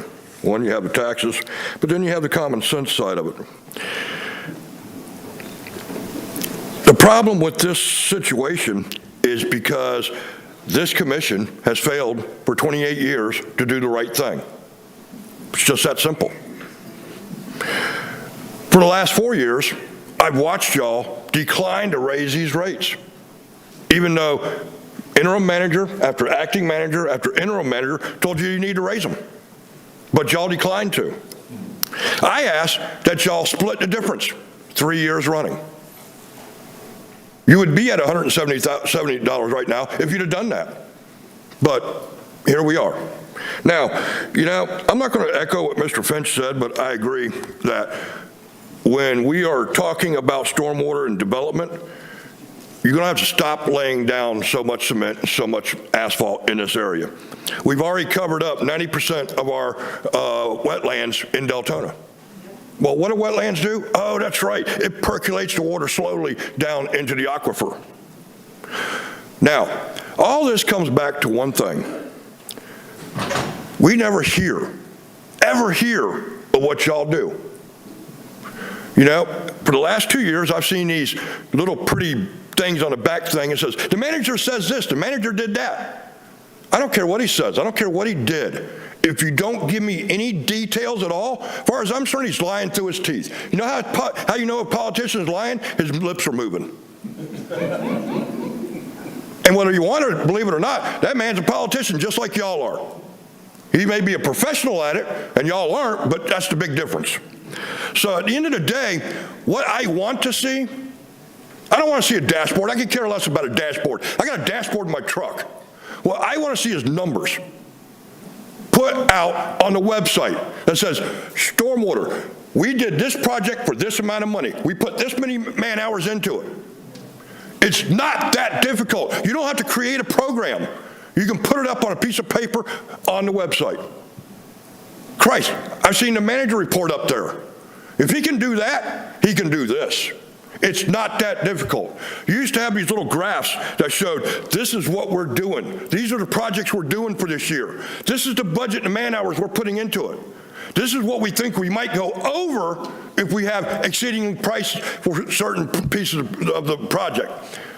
I haven't seen that since I've been doing this. I've been in this chambers for almost 9 years. I got more times in this chamber than anyone in here except for that clerk over there.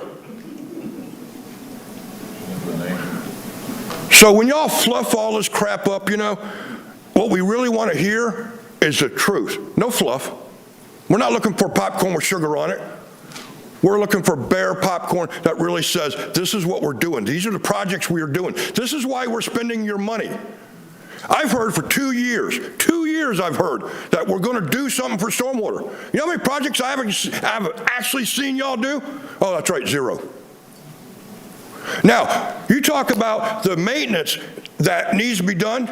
We were so far behind in maintenance on stormwater, that's why we flooded for the most part. We had actual citizens going out, cleaning out our swales, cleaning out the stormwater pipe areas, the inlets to them.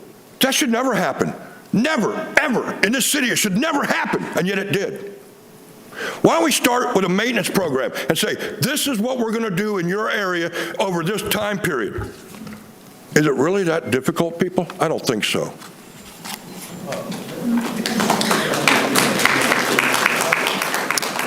Tony.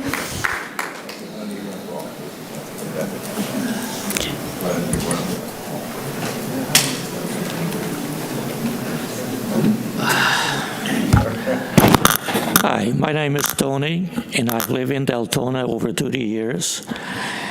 I had a few questions and comments. After hearing these people, some of them have been... Can we please allow the resident to speak? I can hardly hear. Go ahead. I'm sorry, Tony. I'm sorry. I'm not used to speaking. I'm more used to speaking with a keyboard and a mouse. I have a few questions. I would like the council to maybe, if not now, get back to me and the residents with answers. Number one is, do these new developments pay for the infrastructure that's required to build them? Do they pay their fair share, or is the city taxpayer subsidizing the expenses that are required for all of them? I'm not sure if you have the answer right now, but it would be nice if the council got back to the residents with that answer. Number two, we got this bill for the new rates for stormwater, and I see the ERU and how it's accessed, and I believe that is not quite fair the way it is accessed, as a certain number of square footage per unit, per lot, let us say. It does not take into account the water that is absorbed into the structure in each lot. Especially in my neighborhood, most of the lots are either wooded or have grass in them, so they're not 100% paved over. In my lot, for example, I can say that all the water that falls on it percolates in through our ground. None of them goes into the stormwater drainage. I wish the city would take into account how much water each unit absorbs in itself versus some of the units that absorb absolutely none at all. And they should be rated different according to what water percolates into their area, not how much one corner, does not absorb. I wish the city would take that into account and come out with a new metric for figuring out, what each one should be rated as a ERU.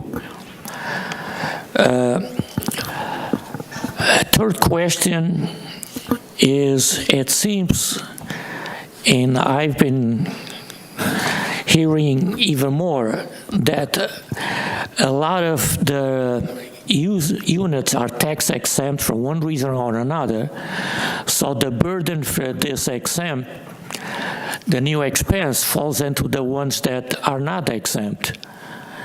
And according to the commission, it's even greater than I thought. It seems there are a good percentage of the residents do not pay any taxes, will not be paying any for the stormwater, tax exempt. Okay, they're all exempt, so they won't be paying to this bucket at all.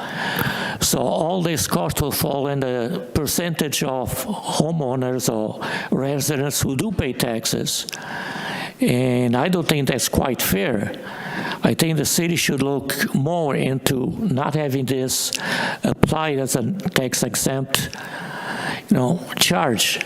I mean, the electric company is not going to give a lot of these residents a free ride. They'll have to pay the electric bills. The water company does not give a free ride. So how come a big percentage of the residents here get a free ride, not pay any taxes into this? Thank you, sir. The time's up. Thank you. Mr. Mayor, could you ask the resident to leave his information so that we can answer his question? You left all your contact information with the clerk? Thank you. Timothy Blodgett, please.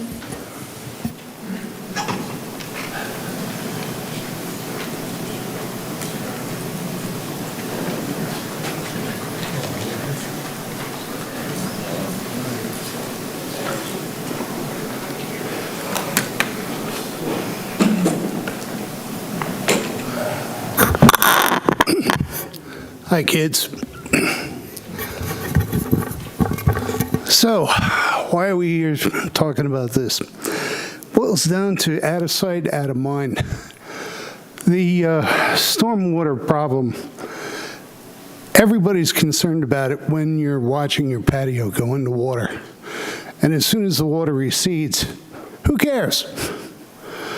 We have council members in previous administration that they would say, oh, we're not going to raise the stormwater assessment. And it's a bogus campaign promise, because they know that when the floods come, they're going to go into the general fund and pick what they want and call it an emergency, because they didn't do what they had to do in the first place. What were they supposed to do in the first place? There's been a number of plans that have come and gone. They end up with maybe 15, 20 projects that they have to work on. And then those projects are systematically picked off one here, one there to save themselves a few bucks so they can go do something else. So now we've shot our load. We don't have a pot to piss in. And the cost of everything has gone up. As I see it, we have three major problems that we need over the next year. Now, I usually wait until January before I let you guys know what you got to do, but I'm going to give you a preview. Number one, we have a horrible information technology problem. We need to computerize everything because we can't keep track of nothing. That's problem number one. It's going to cost a lot of money, but that's a story for another day. Problem number two, Dale over here needs personnel. Everybody knows it. Every time there's a problem, we don't have enough people to do what needs to be done. Mr. Bellagio, could you please stick within the stormwater situation, please? Well, okay, but just for you. And then we got number three. Number three is going to be the stormwater problem. And these are the three biggest things that are going to cost us money that we can argue about. The stormwater money, we haven't even gotten to the Teresa Basin study, which will come out next year. Right now, we're dealing with the stuff that the county has told us about and that the other counties around us have done, but we haven't. So, what are we going to do about it? Well, probably what we need to do is, for the first time in the past 6 years, we need to follow the recommendations of the people who gave them to us. So I say, much as everybody hates taxes, as well as me, we're going to have to raise the tax. And that's it. Have a good night. Robin French, please. I got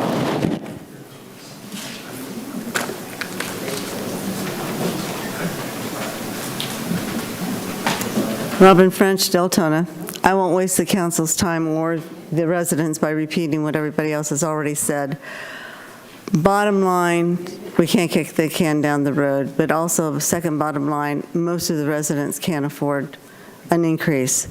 I have spoken with Jerry Mays previously. I've worked with economic development directors in my professional life in our cities around us. Why are we reinventing the wheel? They are not having these challenges with their stormwater. Why don't you go to Orange City, go to DeBerry, talk to them, see what they've done, see what works, see what doesn't work. The Lake Teresa study, this is the third one we've done. Why are we paying this money to study the same problem that we already know exists? Put some of that money into fixing the problem that we already know exists. Talk to our residents around in other cities. How have they fixed the problem? What did they do that didn't work so we don't make that same mistake? It's really just common sense. And I know what you have said about developers. Like Jerry May said, our hands are tied. If it's retail, they can do whatever they want. The builders can come in and knock down every single tree and plant a crepe myrtle, and they're good to go. We had one that was built up on a lot on our street, and we're going, how? Literally, they poured it as high as your dais. And I'm going, what's going to happen to all the people on the other side of the street? Guess what? They're getting the runoff from that new house. So there has to be something that we can do with the development processes. There was one in the agenda that you mentioned, $277,000 $1,596 for Catalina Point. Does that include stormwater? Does that include infrastructure? What does that include? And is it sufficient for the impact that new development's going to have on our city? Those are the questions we have to ask every single one. And I know the problem that we don't have an economic development director. We don't have a grant writer. That's all adding to it. So let's go and hire the people that we need. If we're going to pay these higher taxes, let's have them be beneficial to the entire community. And I suggest, again, you talk to our surrounding neighbors and find out what they've done right and what they've done wrong and how we can help each other in all of West Volusia. Brandy White, please.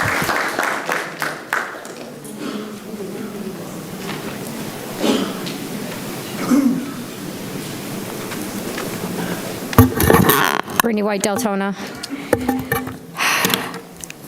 This one's a little frustrated for me because this is the first I've heard of anything being depleted. I don't know if it's a surprise to you guys, but wouldn't that have happened last year too? Wouldn't we have heard about the depletion last year? It was never brought up last year. So I have a couple questions that I'm going to ask my commission get answered before you take a vote so that you have an educated vote. First of all is, when did it get depleted and how? Like, what caused that depletion? I don't want to hear we didn't put enough money in. Was it because we completed all the projects we budgeted for? Because that's what I'm hoping to hear, but the documents I've read, that's not what's happened. So first I'd like to know is how it got depleted, and did we have to move any money last year from our general fund into stormwater? That should be discussed as well, right? Because then it should have been part of all this. One of those slides, which I'm not going to run out of time, so I'm not going to have you bring it back up, but the math doesn't add up. That slide's all jacked. I don't even know what that tried to say. The math didn't make sense. I believe it had to break down with the monthly increase that you would see. Then it didn't make sense how it was written. Moving on. Do we have a breakdown of what, as taxpayers, we're going to see with these funds? You know, like every year we get the project list, right, of what we anticipate to do with this fund, and I see that it's $50 million this year. Now, I'm sure some of this is hopefully in the study presentation, but every time I clicked it, it came up blank. So if that's been answered, like if you could just let us know, that would be helpful. But I don't see what we can expect to accomplish listed in here at the same time, which would be really helpful with people accepting the fact that we are going to be raising it to 170. Realistically, looking at the numbers, I mean, that's what we're going to do. But I think it would help if we actually see what it is that had been completed last year that caused us to get depleted, or, as somebody mentioned, previous years being transferred, although said it was very rare in the presentation.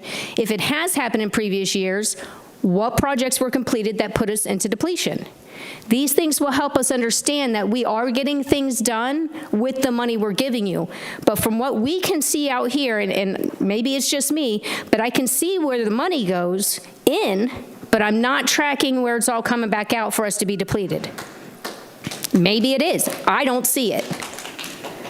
And if it comes to a point of being depleted, why wasn't that so incessantly talked about last year? Instead, all we were told was it's not that big of a deal because it was a weird 100-year storm that won't ever happen for another 100 years. We know that was a crock. So the other thing I only had to say is, when was the last time this fund was actually self-sustaining? If we could get an answer to that. Thank you. Giselle Calderon-Cruz, please.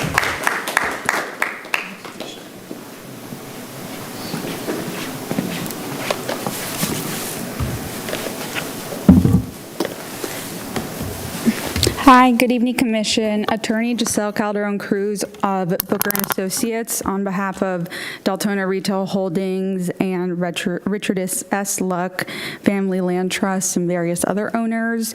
I'm here today to object to the imposition of the increase of the stormwater assessment, particularly on undeveloped and vacant land, which, as stated by several people already here today, the vacant land doesn't contribute to the stormwater issue. It actually helps to absorb some of the stormwater runoff.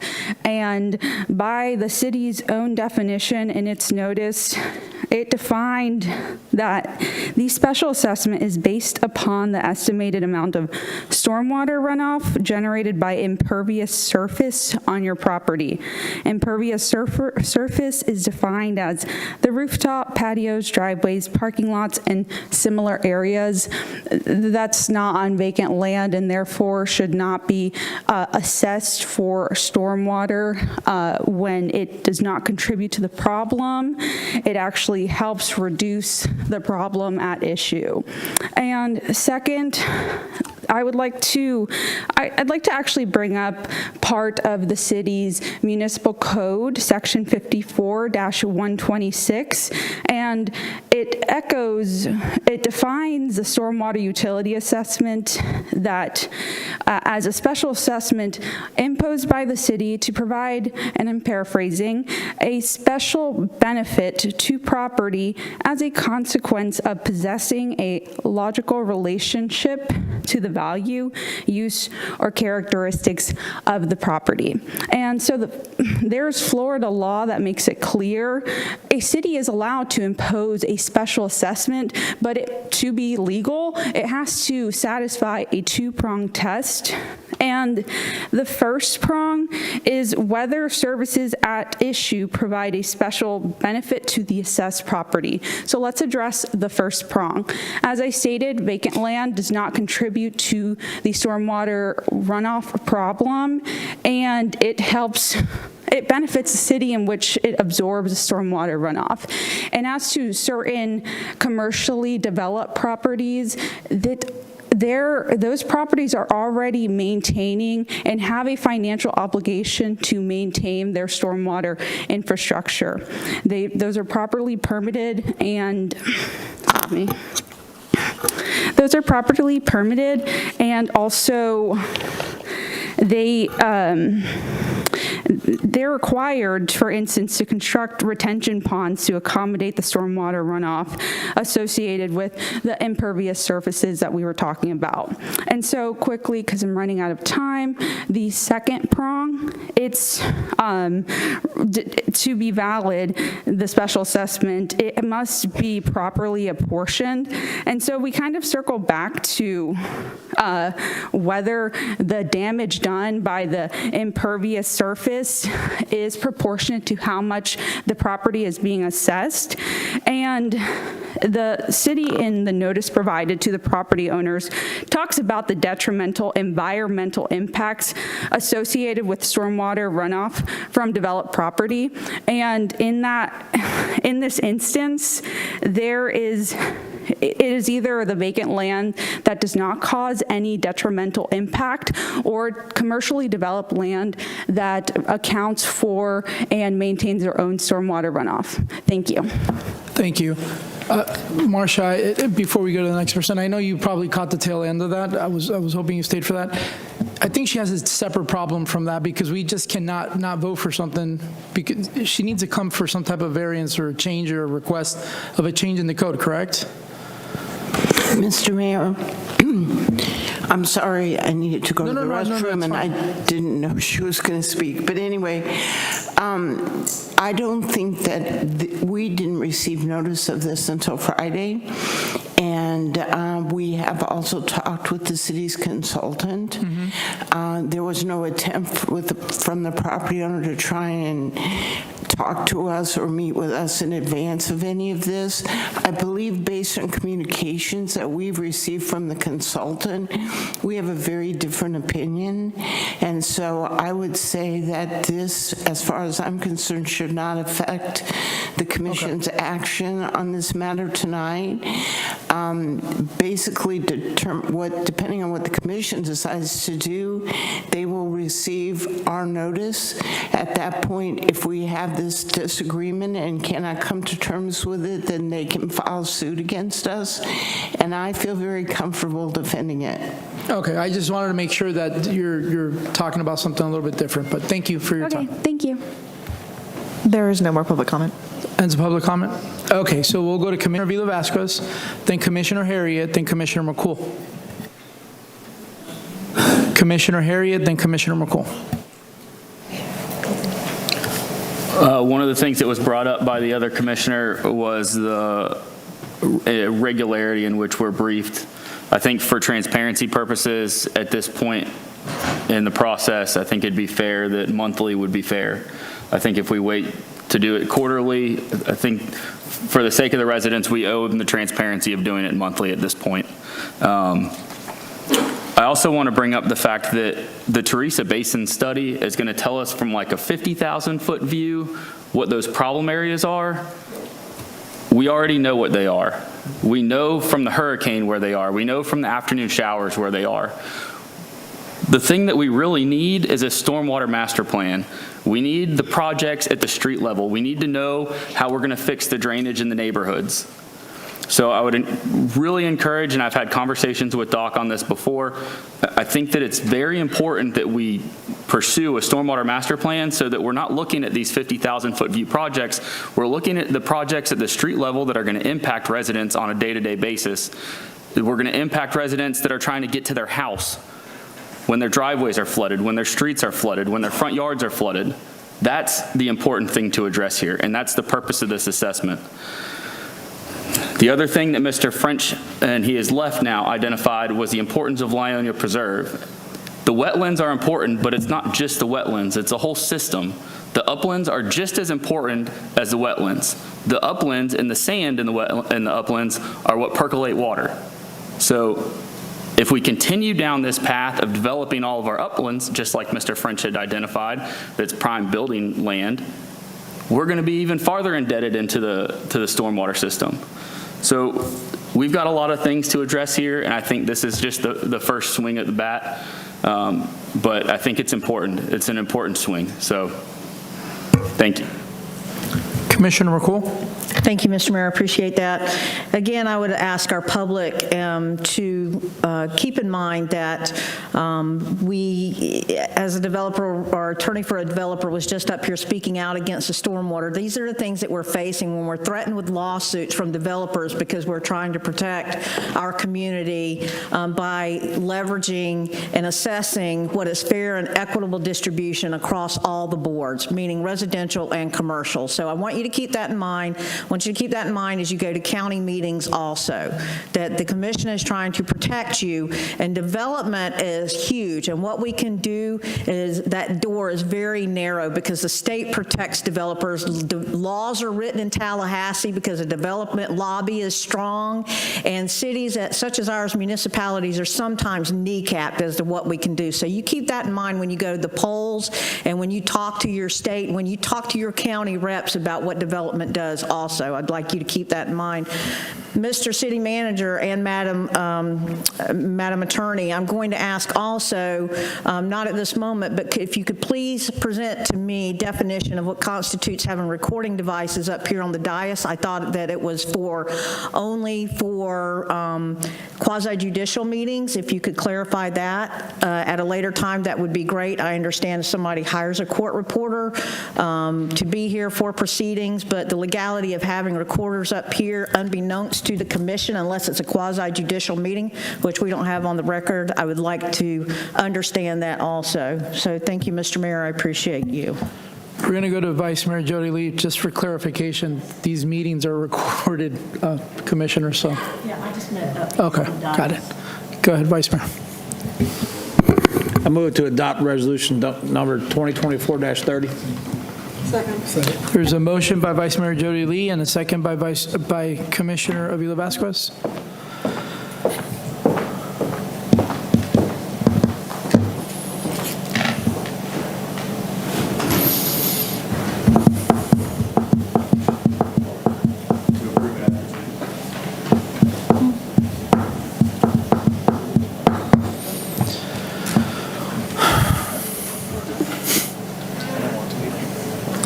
Motion passes 6-0. Going to go ahead and move to Section C. Public hearing resolution number 2024-31, establishing the annual rate of assessment for solid waste trash. Mr. Dockard. All right, thank you, Mayor. This item before you is a request to increase the solid waste annual assessment as discussed at your June 3rd commission meeting as well as at a workshop in May. Regarding some of the costs we're dealing with includes Volusia County's landfill cost increase. The increases were established about 9 months ago or so. Regular household trash has increased from $34 a ton to $37 a ton. Bulk increased from $23 a ton to $30 a ton. Presently, the current solid waste rate is around 202.80 cents per residential unit. The proposed solid waste assessment rate for fiscal year 24-25 is $235.42 per year. That's an increase of $32 per year, which is 16.09%. When considering the first increase in the solid waste rate in 6 years, the increase actually calculates to about 2.4% annual increase since the last increase. As with other increases discussed this evening, truck staff operating costs have certainly gone up in the last 6 years. Very little in life costs the same today as it did 6 years ago. So as with the others, very similar situation. Staff recommends the increase as presented. Thank you.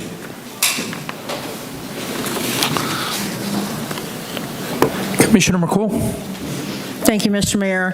I would like, if we could, Mr. Mayor, because it has been asked on social media, it's been asked of me also regarding the rates going up, but recycling going away. If we could just revisit that with people that weren't necessarily maybe involved, or why that rate, we have it here, right, the tipping fees and things like that, but there's still the question with our transparency and everything regarding why we kept the structure at what it was when the recycling went away. So I don't know if Mr. Redmond can, explain that. He was very good at explaining, but I just would like that, a 30-second elevator speech regarding that, if it's city manager or whoever would like to explain that.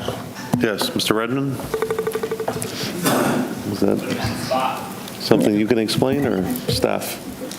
He lives in the hot seat. I think he'll be fine.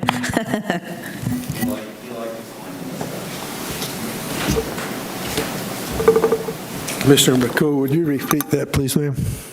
Mr. Redmond, as we revisit the fees here, when we did away with the recycling, sir, there's a misnomer that we continued to collect for recycling, but we didn't. And we tried to explain that because the cost went up, we leveraged that pricing across the board so that it would stay level with what the costs were. So we were not charging for recycling and not recycling. And could you just explain briefly why we're not doing that any longer, sir? Yes, ma'am. When we put the RFP out, we asked for a price for residential, yes, which included recycling at the time, and a price for residential and commercial. We got both prices, and at that time is when the national sword from what they call the national sword from China, where China quit taking most of the recyclables, turned the recycling market upside down. We had no place to send anything. The amount of recycling that was being collected in the city was minimal at best. It didn't hit the 35% target to begin with. So at that time, the city manager and the assistant city manager asked that we go back and ask what the price would be, reduction in price for the residential if we did not recycle. We received those rates, and that's what was brought before the commission at that time, and the commission then agreed to the lower rate, not recycling, and eliminating recycling at the time, and not charging those fees to the customer, to the residents, or paying it to the hauler. Thank you, Mr. Redmond. I appreciate that. I just wanted that out in the public since it was asked again, Mr. Mayor. Thank you. That's all I have. Thank you. Commissioner Harriet. Mr. Redmond, real quick, do you recall about what year that was? I believe it was $2.85 reduction. What year? What year did that take place? 6 years ago. Okay. Thank you, sir. Okay, is there any public comment? Okay. So I'll entertain a motion. I got one more comment. Sorry, I didn't realize that I was up to begin with. I just want to make sure that this is not intending on putting reserves in solid waste. This is merely eliminating the transfer from general fund that we've had over the last year. Yes. Correct? Is that correct, Mr. City Manager? Sorry. I'm sorry, I was getting ready for the next item I was looking at. This increase is not intending on putting reserves in the solid waste. This is intending on bringing us up to current. This is covering what we've been increasing or transferring to the solid waste. Correct? Let me ask my esteemed colleague over there whose specialty is this. I'm seeing head nod, multiple head nods, yes. Okay, so this is bringing us out of the red, per se, in transfers, and just making it self-sufficient today. So thank you very much. That's all I wanted to make sure. All right, can we please go for a vote? And somebody's going to have to get Vice Mayor, because he's here, we have to. I move to adopt resolution number 2024-30. Second. There's a motion by Commissioner Vila Vasquez and a second by Commissioner McCool.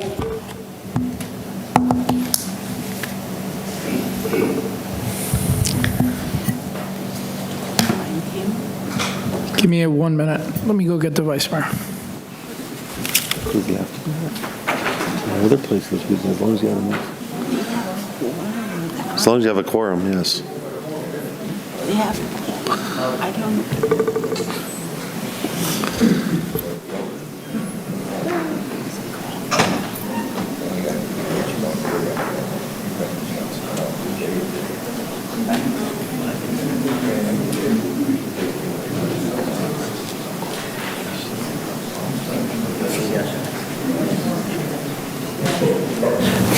Because he's here, he still has to vote.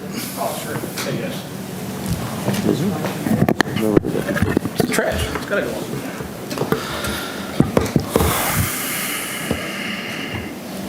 Look at Marcia shaking her head.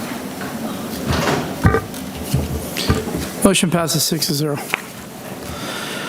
We're going to go ahead and go to public hearing resolution number 2024-32, establishing an annual rate resolution street lighting services for fiscal year 2024-2025. I'll make a motion, Mayor. Yeah, I was going to say.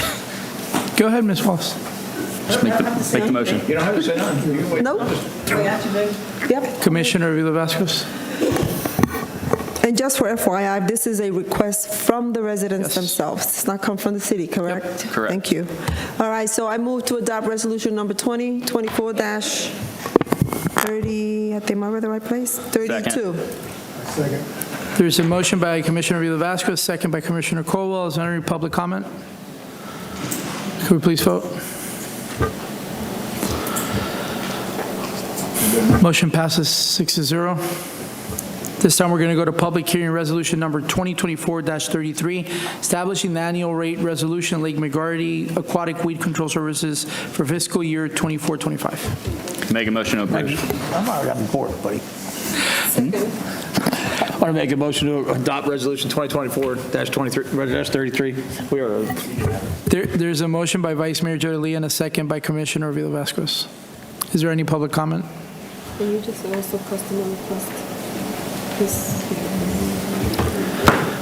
And that's also one of those that are requests of the residents, so.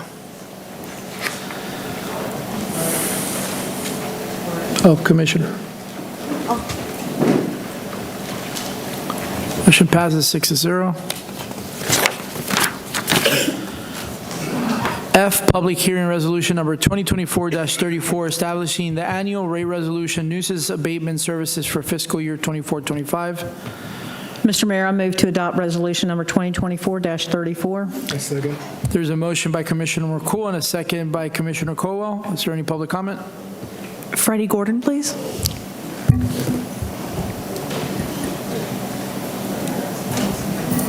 Okay. I just have a question. There's a question by Commissioner. Go ahead, Commissioner Vila Vasquez.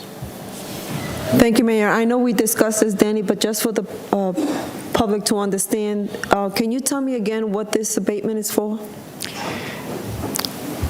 Good evening, Commissioners. We had 8 properties that we did abatements on within the last 2 years. The requirement is anything over $1,500 that we have to go into the property, and that's the cost of the work that was done. Just to an extent, most of these are trash and debris.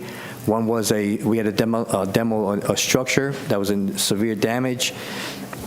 Some of these were homeless camps that abandoned, and we had to go clean up these properties. So thank you. I also want to point out on this one here also that I requested for Danny to do the same on Welcome Center. That Welcome Center, it is a disaster. It's filthy with mattresses and shopping carts and fast food garbage, and we don't own that road. It's privately owned. So the same thing you're doing here, I would like a consensus from the commissioners that we go after the owner of that property on Welcome Center, because that's not our street, and we have to clean it. Hallelujah, amen. Yes. Thank you. Vice Mayor Jody Lee. Just one quick thing, Mr. Danny Brown and City Manager. We have some old code compliance cases that are on our books in the city. And this is long before Danny was running things, past administrations that were in charge of stuff. And if you get a chance, I know you're a very busy man, go through some of these old ones, because we have a lot of old cases that are nothing but retaliation. I mean, I know of one that's got a utility trailer in their front yard and a picket fence, and their fines are $130,000 on their house. So if we can go through some of these old ones and do what's right for people that live in the city.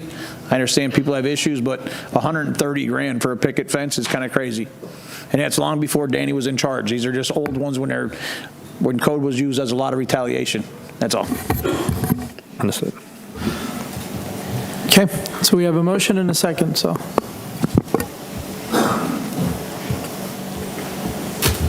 Is there any other public comment? I'm sorry, Sarah, no, okay. Motion passes 6-0. At this time, we're going to go to G, public hearing resolution number 2024-29, granting an appeal to permit a tattoo establishment within the retail commercial district C1, located at 1382 Holland Boulevard, Suite 108, within the city of Deltona, providing conditions, conflicts, severability, and an effective date. Good evening, Commission. Phyllis Wallace for the record.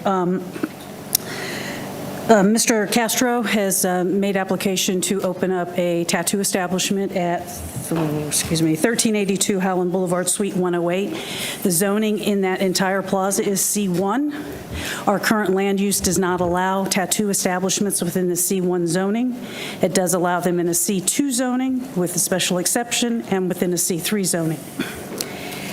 At a prior commission meeting, it was at the direction of the dais that we look for a method in which the applicant could appeal the decision that I made that that the business could not go there because of the zoning criteria. So with that being said, the applicant submitted an appeal of my decision, and he is here, Mr. Castro, to present his case to you.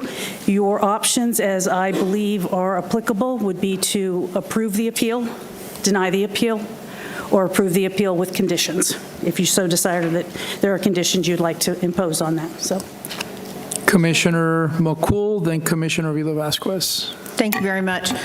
Ms. Wallace, would any of the other businesses be adversely affected by the commission changing the zoning in this plaza? Would there be a loss of revenue for any of the businesses? Would it impede any of the rights that they have with the changing of this, other than the fact that it's just currently zoned that way? in my opinion, and I'm not a financial person, I don't lease properties like this, I don't believe so, but once again, that's just my personal opinion. You got a lot of experience, Ms. Wallace, though. We listened to you, so thank you. That's all I have. Commissioner Vila-Vasquez. Thank you, Mayor. So can you repeat what your recommendation was? I am not making a recommendation because staff cannot make a decision on this. This is beyond our authority.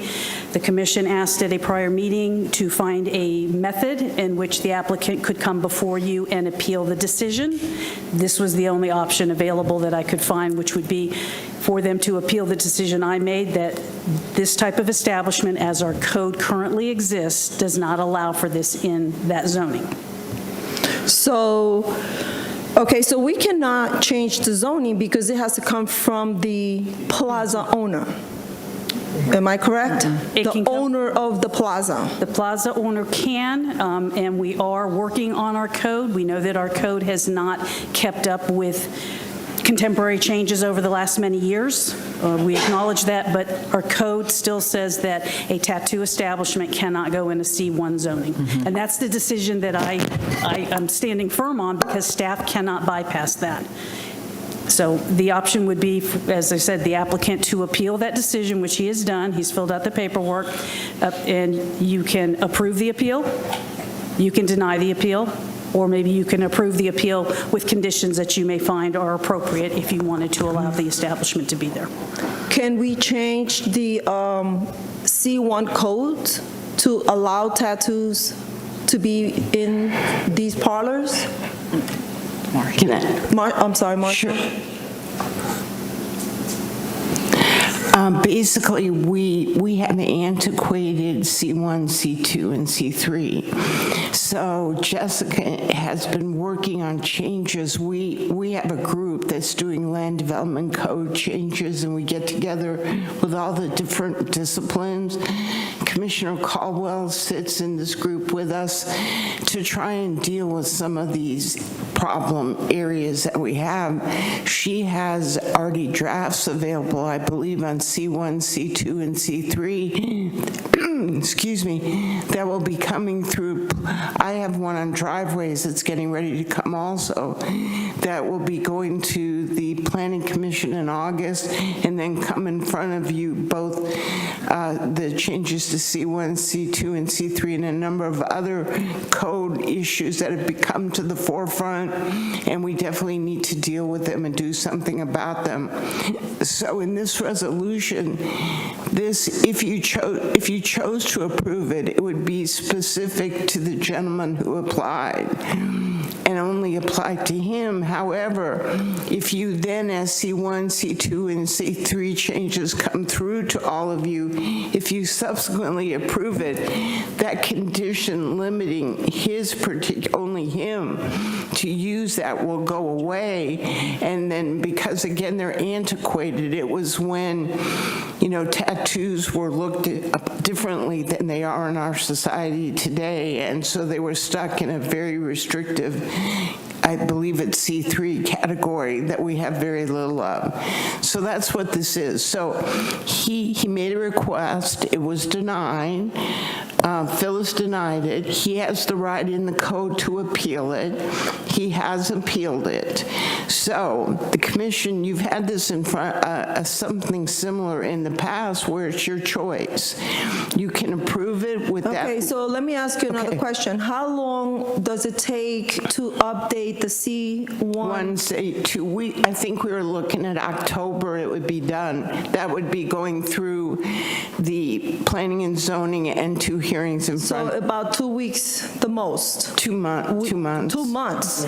Well, yeah. I mean, I don't know if Jessica's here. She probably can tell the exact schedule. I don't remember the exact schedule, but I know that she's got them done when it's coming with some other land development changes we're working on.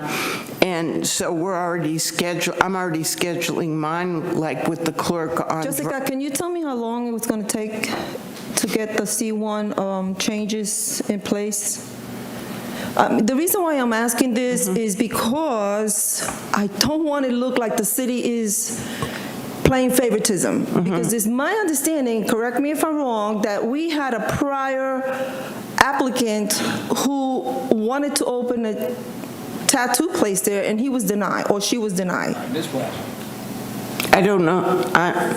Commissioner, I'm not aware of that. So, I mean, I'm just telling you what happened. This guy applied. Phyllis handled it as the acting director at the time. She denied his request. He appealed, which he has a right in our code to do, and the appeal goes to the commission.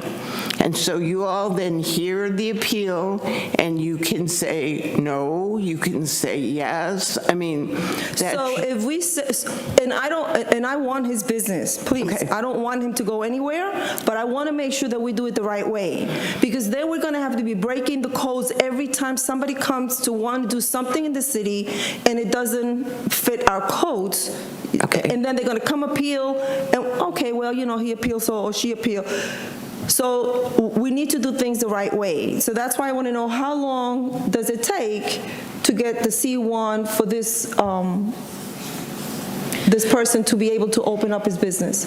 So I'm hoping to bring the Land Development Code update to Planning and Zoning in August, so then it would initially be approved by you guys by October.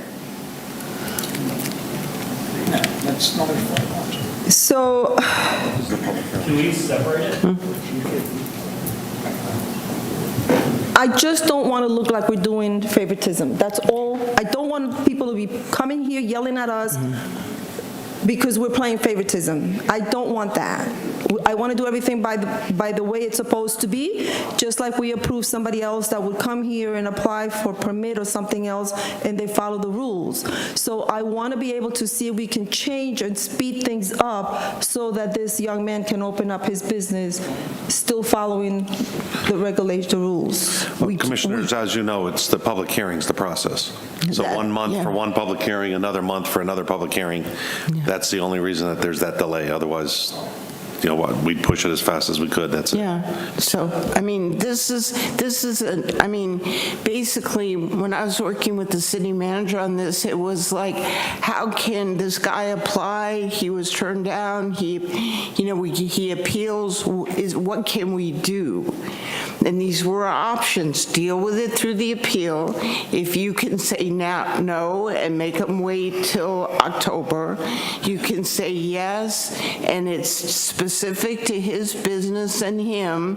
As soon as you guys approve it, I don't see any reason why you wouldn't, because they are antiquated. We don't look at tattoos and some of these other uses the same way we did 20 or 25 years ago. But we're going against our codes. Your codes are old. All we're trying to do, they're not updated, so that's the problem I'm saying, and I'm trying to work with everyone here, you know, but I'm trying to see if we can speed it up so that everything is done the correct way. That's all I'm saying. I'm not saying that we shouldn't allow it. I'm just saying, you know, I mean, I'm not against it, but I cannot break the city rules. I cannot break the city policy, because we're going to have a line over here of people wanting us to do the same thing. And then what are we going to do? We're going to change every code? I'm just saying, you know, you guys do whatever you feel like you want to do. I'm following the city policies. I would love to see if Jessica can speed this up a little bit more so that he can open up his business properly by the rules. And that's all I have to say for this. Vice Mayor Jody Lee, then Commissioner McCool, then Commissioner Harriet. Thank you, Mayor. Well, I know our rules are outdated, and here's the very easiest one you can tell. You go by the plaza, and I'm sure which most people here have already went through the plaza. He's got his shop nice, it looks pretty, it's clean. There's a daycare in the property. The people that own a daycare love his shop. They love the colors the way they did to it. The funny thing is, this is how outdated our rules are. In the same entire plaza where the daycare is, there's a smoke shop right down the way that sells pipes, bongs. It stinks and reeks like weed, but that's okay with the kids' daycare there. But everybody's having issues with an outdated rule of a tattoo shop that looks pretty. Let's use it. It's an old rule. Back in the day, does everybody remember the arguments over Dareware back in the day? When all them toys were all taboo and all this other stuff? The city fought over it. They spent all kinds of money to stop Dareware from being here. Them days are all over. Tattoos are used to cover up scars on people that had women that had breast cancer, people that had gunshots, shots, scars on their body. Tattoos cover this. Different things that have people, domestic violence scars, these tattoos cover. I'd like to hear from the applicant and his entire staff that's sitting there, and let's see what they say. We're not circumventing the rules. The rule is we can approve this and say it's conditional to him and only. If his business fails and he don't make it, then tattoos are not allowed there again. But by that time, I'm sure our city is going to redo our rules because they are outdated. Tattoos aren't just the bikers and jail people back in the day. Them days are gone. Ain't that right, Commissioner McCool?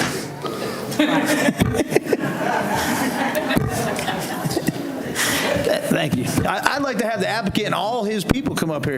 At the time for public comment, Commissioner McCool, then Commissioner. Thank you very much. Thank you very much. Thank you, Mr. Mayor. Mr. City Manager, thank you very much. And I feel very confident following the rule. The rule was established.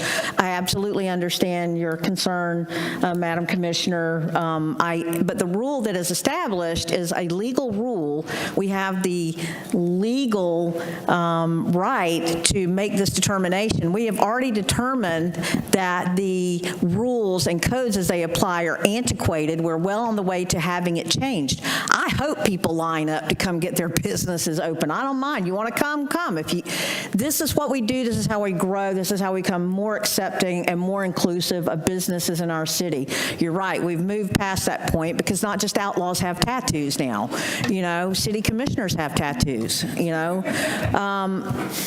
Listen, I want to do this because it is granting a hard-working business owner that has invested their money and time into our city. It is showing them that change is possible, that this is showing that our city is moving forward. And, you know, over the years, listen, we've made it a habit of changing codes for, I don't know, you know, other people like developers and stuff. We've moved our zoning, you know, to accommodate. This is a business owner that is determined to invest in the city of Deltona.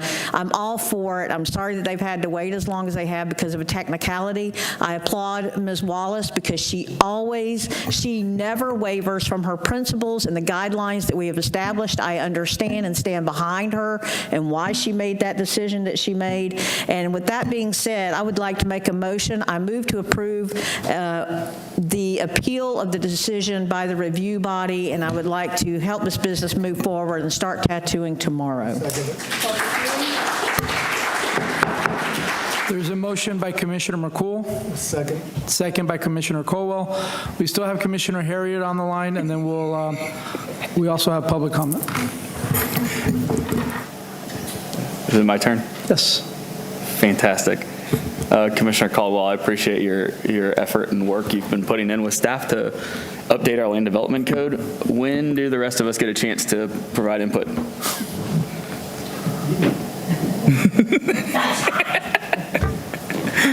That's my question that comes out of this. Is I'd like to, if we can set up some meetings with planning department with Jessica and her staff so that each of us can get an opportunity. I know I've met with them once before to provide them some commentary on it, but I've got some other items I'd like to discuss, so if we can set that up.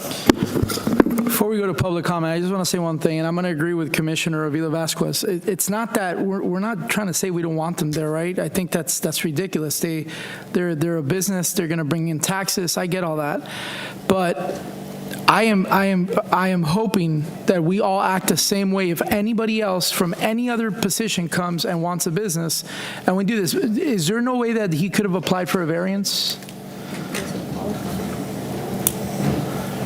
No, sir. Nope. So there's nothing else than a rezone, right? Yeah, a change, or in this case, because we did have these antiquated, you know, it made sense to look at C1, 2, and 3 and come forward with reasonable uses for all of them, which is what, you know, Jessica. I just don't want to set up a dangerous precedence where we're antiquated in our rules, which could be next month, and then we're making changes again. So whatever we do, we have to stick to it and follow the rules. So Think chickens, Mr. Mayor. Chickens. Really? Go ahead, public comment. Tim Blodgett, please.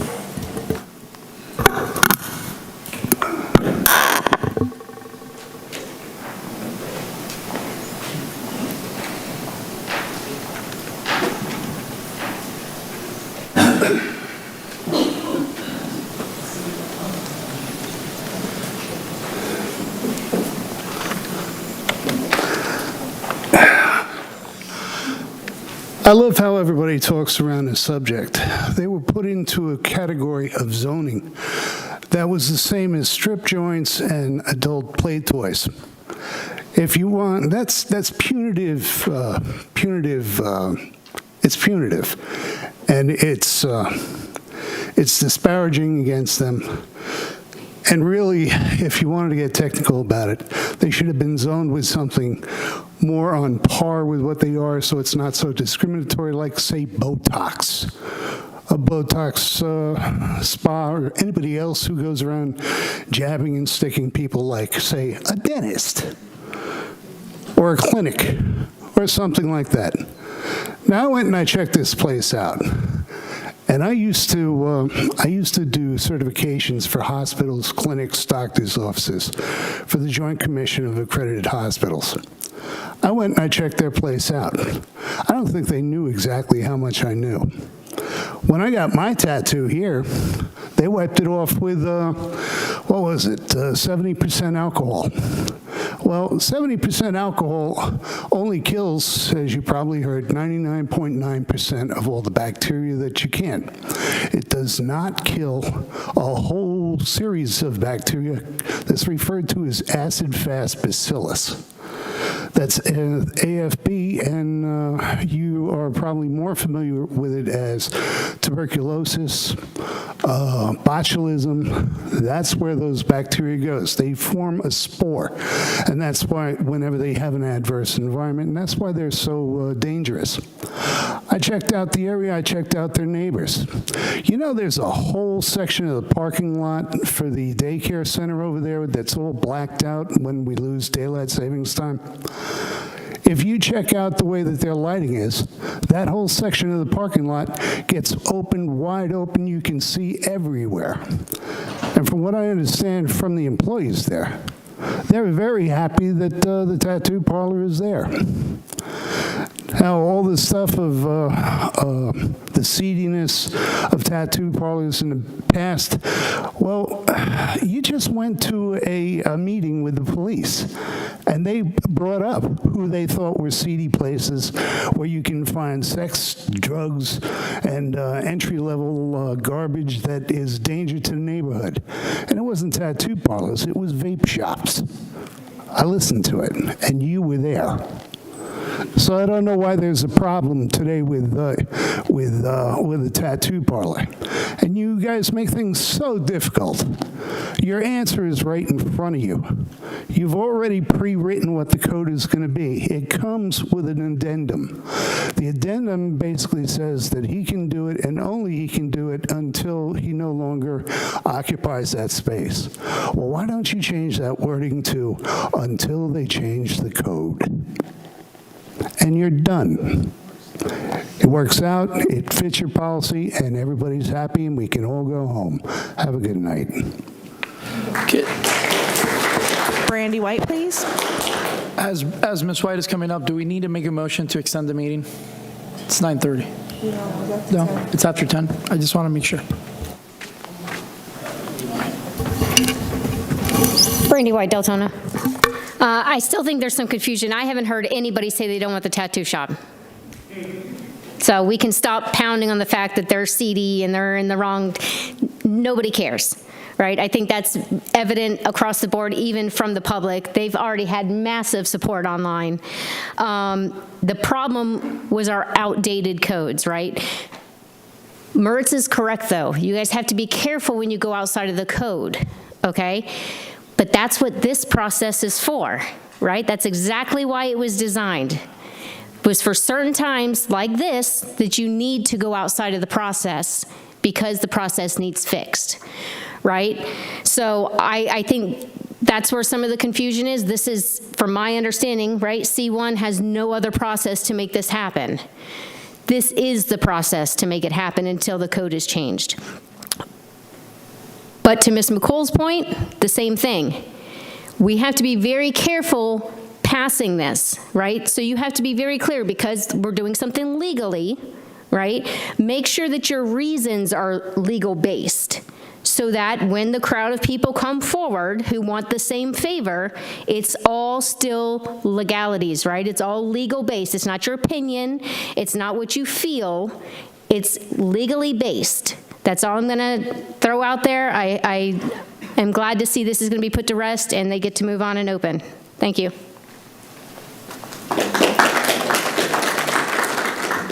Commissioners and Mayor and Vice Mayor, the applicant does want to speak on his project. Yeah, do we have any more public comment? Elizabeth Chavez, please. Yeah, Ms. Wallace, I believe he filled out a paper. Yeah, he's not required to fill out a piece of paper.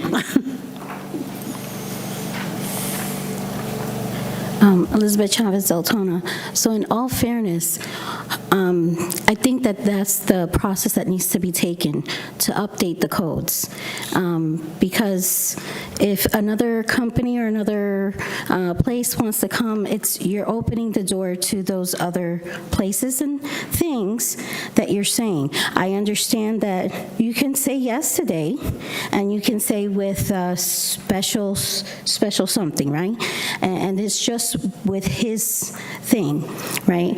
But what is the code or zoning for when you come into Deltona and the Wendy's here, and then there's that little plaza over here after Metro PCS, there's an adult store there. So how did that get approved? Is it because it's C2 or C3? Or is it also special for them?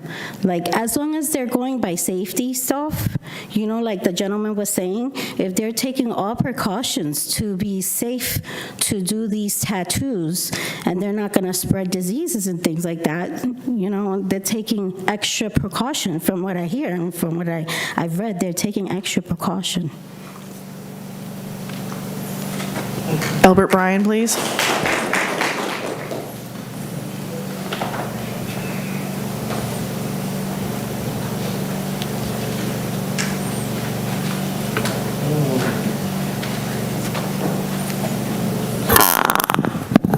Albert Bryan, you know, the biggest problem I have with this is the fact that it's taken how long for this guy to figure this out?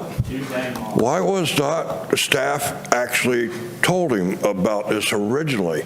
I mean, if we're going to take and pat everybody on the back for doing a great job, why don't we smack them upside the back of the head when they don't? I mean, really?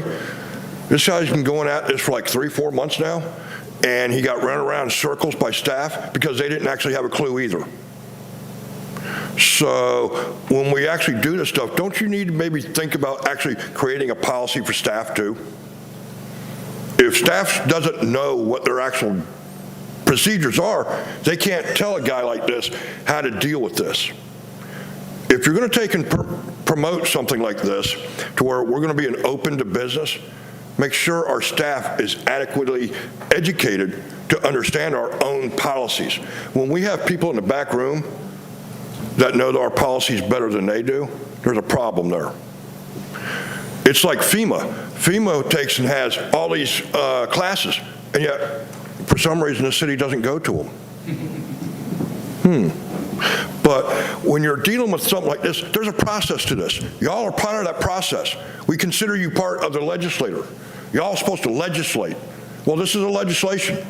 Deal with it, whether you're for it, against it, or otherwise. Personally, I don't care. But the thing is, you have policies. Make sure your staff understands those policies. I don't care if you have to put out a book and say, read the thing. Continuing education is lacking in this city, big time. And I do mean big time. We've noticed it from the hurricanes 2 years ago all the way up to this moment right here, right now. When it takes a person this long to understand it, he has an appeal process when he's denied something like this and staff didn't tell him that, that's a problem. That's really a problem. Permitting, we thought we had fixed 4 years ago. I guess we just thought wrong. What it comes down to is, yeah, our codes are inadequate, they're outdated, but the way we're teaching our staff and keeping our staff up to date is also outdated and antiquated. because this should have never come before you ever by any of y'all bringing it up. This should have come before you because he brought it to staff and said, I want to appeal your decision. That didn't happen this way. What happened is somebody up there had to bring this forward because they didn't know that he could do this. That needs to change. The atmosphere for this type of stuff needs to change. We've been preaching this for too many years now. Fix the problem.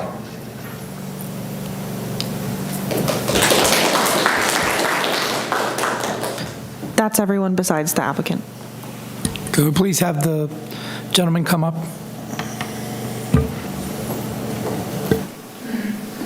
You guys? Thank you.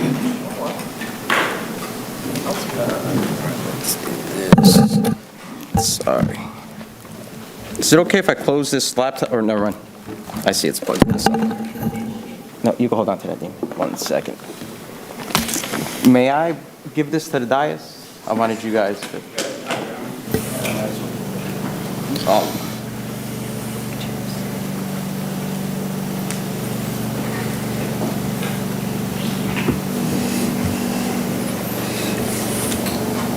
And for the people, can you explain what that is, just so they know? Oh, absolutely. Sorry. So, I'll put some notes here. So, good evening, Council, Mayor, Doc, well, when he was there.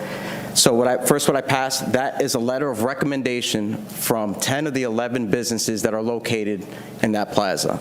The only one that didn't sign was the dental office because they were not open on the Friday that we went for the signatures. So those are the owners or representatives of all 10 out of 11 of those businesses in the plaza. And then the second thing were pictures of the studio. So I'm just going to read through some notes. This may touch back, but I won't use up too much of your guys' time. So we tried for the variance, and then we found out that wasn't the correct term. So we don't want any favors. And I thought the approach of going through, like the attorney said, is the right way. So we're not asking for any favors. We are trying to do things and learn as you guys are learning as well. Our studio is 100% ready to be open with your support. A few times it's been brought to my attention that we're in this gray area because tattoo studios are the same as adult entertainment. And we are 0% affiliated with any adult entertainment. And I don't think it's fair for us to go through and have people think that's what it was based off of what I've heard just the founding fathers, since that was used a few times today. So we have no affiliation with that profession, nor do we want to be affiliated with that profession. I cannot stress enough how disconnected those two professions are. I'm going to briefly reiterate some of the facts that I explained last time, but a few of the people that are here today were not present a month or two ago. First and foremost, we are a clean and safe professional environment. We deliver top-notch customer service, but most importantly, public health and safety is our #1 priority. Our standards meet and exceed what is required by the Florida Health Department. We use state-of-the-art sterilization called the Statum G4. This is the exact sterilizer that's used in hospital and dental offices. For the lady that was up here prior and asked about our sterilization, this will touch base on that. This device is extremely reliable at reducing the risk of contamination, ensuring a safe environment for all clients. The medical-grade disinfectants that we use to clean off surfaces such as maticide and barbicide add another layer of protection for the clients and the staff. A few diseases that these disinfectants kill are MRSA, E. coli, Salmonella, HIV, hepatitis B, hepatitis C, influenza, COVID, tuberculosis, and the list goes on and on. All piercing and tattoo needles are disposed properly in a biohazard medical bin, which is picked up every 28 days from a Florida Health Department licensed transporter. Every employee is certified with a BBP, which stands for bloodborne pathogens, and as public safety is our top priority. When it comes to inclusivity and diversity, as you can see behind me, our team is made up of all different types of employees. We are committed to being an inclusive business, and we believe we are the only studio in the state of Florida that ensures that deaf individuals can easily access our services because we use a VRS. A VRS is an iPad that when a deaf person comes in, we're able to call someone to translate, or Rob, who is my business partner, which is deaf as well, and those people have access because we believe that all communication is important. The response from the community has been amazing. Every person that we've met with has been excited about the studio. The businesses in our plaza have been incredibly supportive, showing that there's a strong community spirit here in Deltona. If you don't mind, I'd like to ask by show of hands, how many people have a piercing in this place? Just one earring will work. And then show of hands, tattoos. Thank you. So that shows that there's a demand for acceptance for these types of services in Deltona. Along with what I've handed out, I have a letter from the plaza owner here expressing their full support of the tattoo and piercing studio. That same letter I submitted to Phyllis, which you guys should have had access to before. And again, with the letter of endorsement, 10 out of 11 businesses in our plaza, Dennis was the only one that wasn't available to sign. Again, we're excited and ready to contribute positively to Deltona. We have employees that have already moved here. If this doesn't show you we're all in, I'm telling you, and I promise we're all in. We want to be a great representation of what Deltona is and how business should be conducted. Thank you for your time and consideration again. Thank you, guys. Thank you. Commissioner Villa-Vasquez. Can you stay up at the dais? Can you stay up? Thank you. Commissioner Villa-Vasquez, and then Vice Mayor Jody Lee. Thank you, Mayor. I want you to understand that I have nothing against tattoos. I have tattoos. I have ear piercing. I have one up here as well. My daughter can probably beat Commissioner McCool of all the tattoos she has in her body. So does my son. And he was military, so he had to wear long sleeves so they wouldn't show his tattoos. As a commissioner, I have to follow the rules of the city, right? Agree. However,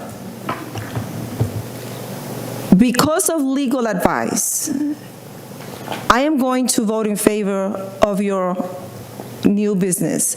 But please understand that even though our policies are old and need to be updated, we cannot change or should not change rules in the middle of a game. I agree. Thank you. Right? I understand. But because of legal advice, I am going to go ahead and approve this request. But please understand, it has nothing personal with your business. It has nothing personal with it being adult entertainment. I have one in my district. You don't like it, don't go in it, right? But we have to follow the rules. I don't know what the other commissioners feel. I like to follow the rules, and the rule is that C1 doesn't allow tattoo parlors.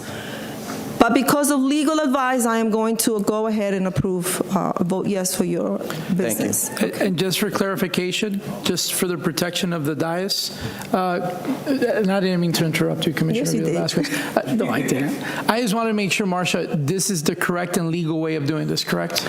It is, because it is an appeal. Okay. You are not approving a C1 That's all I need use to know. at You're this saying that point. this is That will legally come later. Okay. So this is a response to an appeal, and because we have appeals, that means you can say yes or no. Okay. Vice Mayor Jody Lee, and then we'll go to vote. Like I said, everybody knows how I feel about it. I've talked to him several times. He's already had the city inspect his place. The building department has already inspected his shop. The fire department's already inspected his shop. Everything's already been signed off. He needs one signature from somebody in the city. Then the health department can go in there and do an inspection. They sign off. He's open for business. So I want to move to approve the appeal of this. Already did. There's already an approval. Already did. You just got to vote. Good. Let's vote. You were smoking. I want to second it. It was already There's already a second on there as well. Pass. Hold on, Commissioner Harry, and then we can vote. I'm feeling left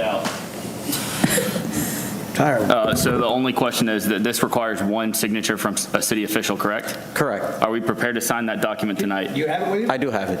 Can we sign that document tonight? Let's vote. Direction of the commission, yes? Thank you, Yes. guys. Thank you. Joyce?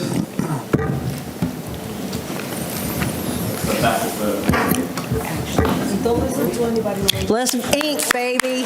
Thank you.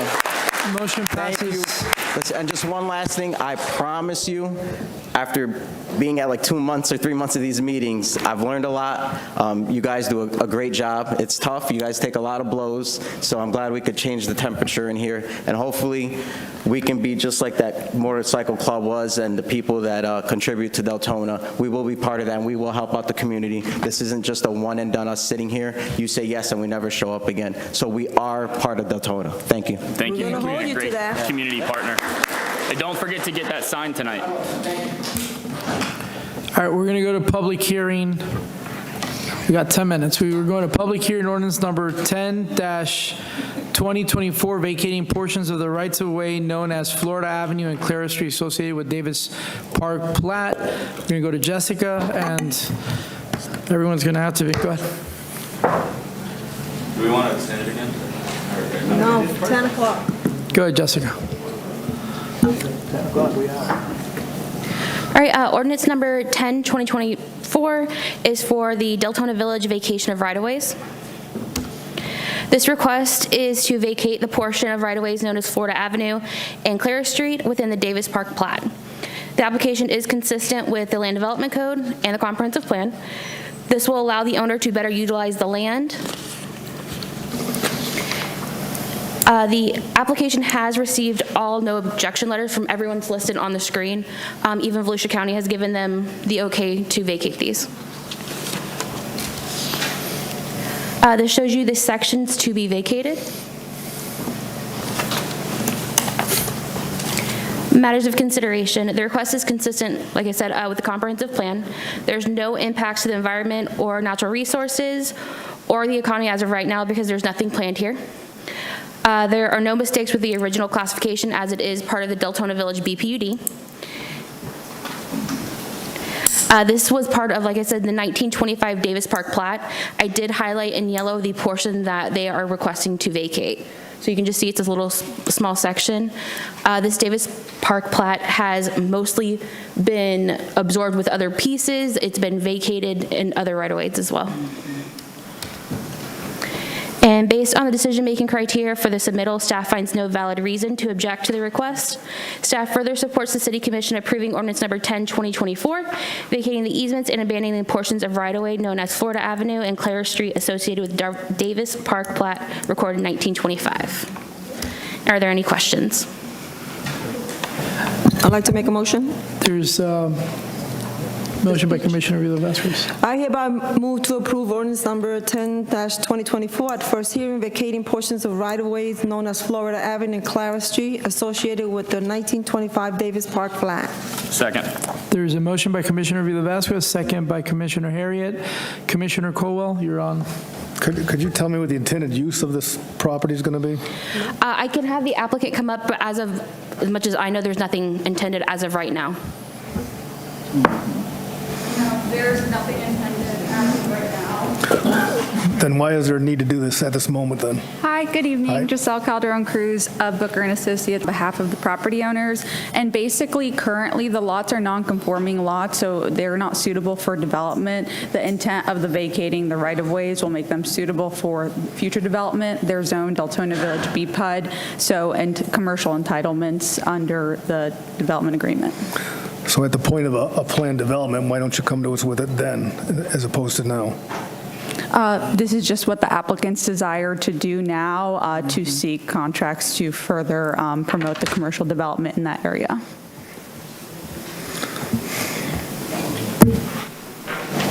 Commissioner McCool? Yes, thank you. Jessica, could you, if you have your slide, your book or whatever, I just want something clarified for us, please. If you could go to the no objection section, no objection letters. If you could go to 10 on the survey, I would just like a couple of things cleared up, if you don't mind. Okay. Page 10 to the bottom part, go down, please. So if we're looking at questions, I want 10, these are on the survey, these are what we're using, right, to vacate and make determination of vacation. 10, observed apparent physical use on, to, and off property, okay? Number 11, property shown here on lies in a flood zone, right? According to 2014. And also, I want to understand number 12, potential boundary inconsistencies observed.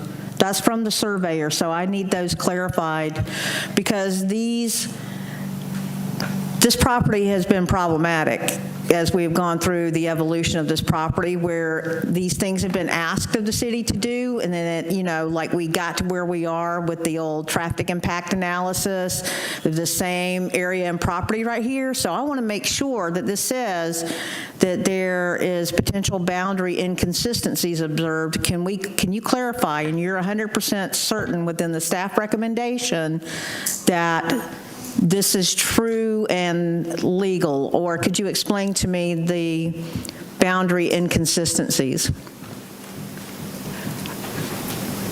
I cannot at this moment. I can go back and look at the survey on my desk. I apologize. I just know as of right now, the areas to be vacated cannot be used for any type of roads like that, and everyone already did a no objection letter saying they're not going to use this area. So here's the thing, with the no objection letters from the utility, they don't have an investment in Deltona, okay?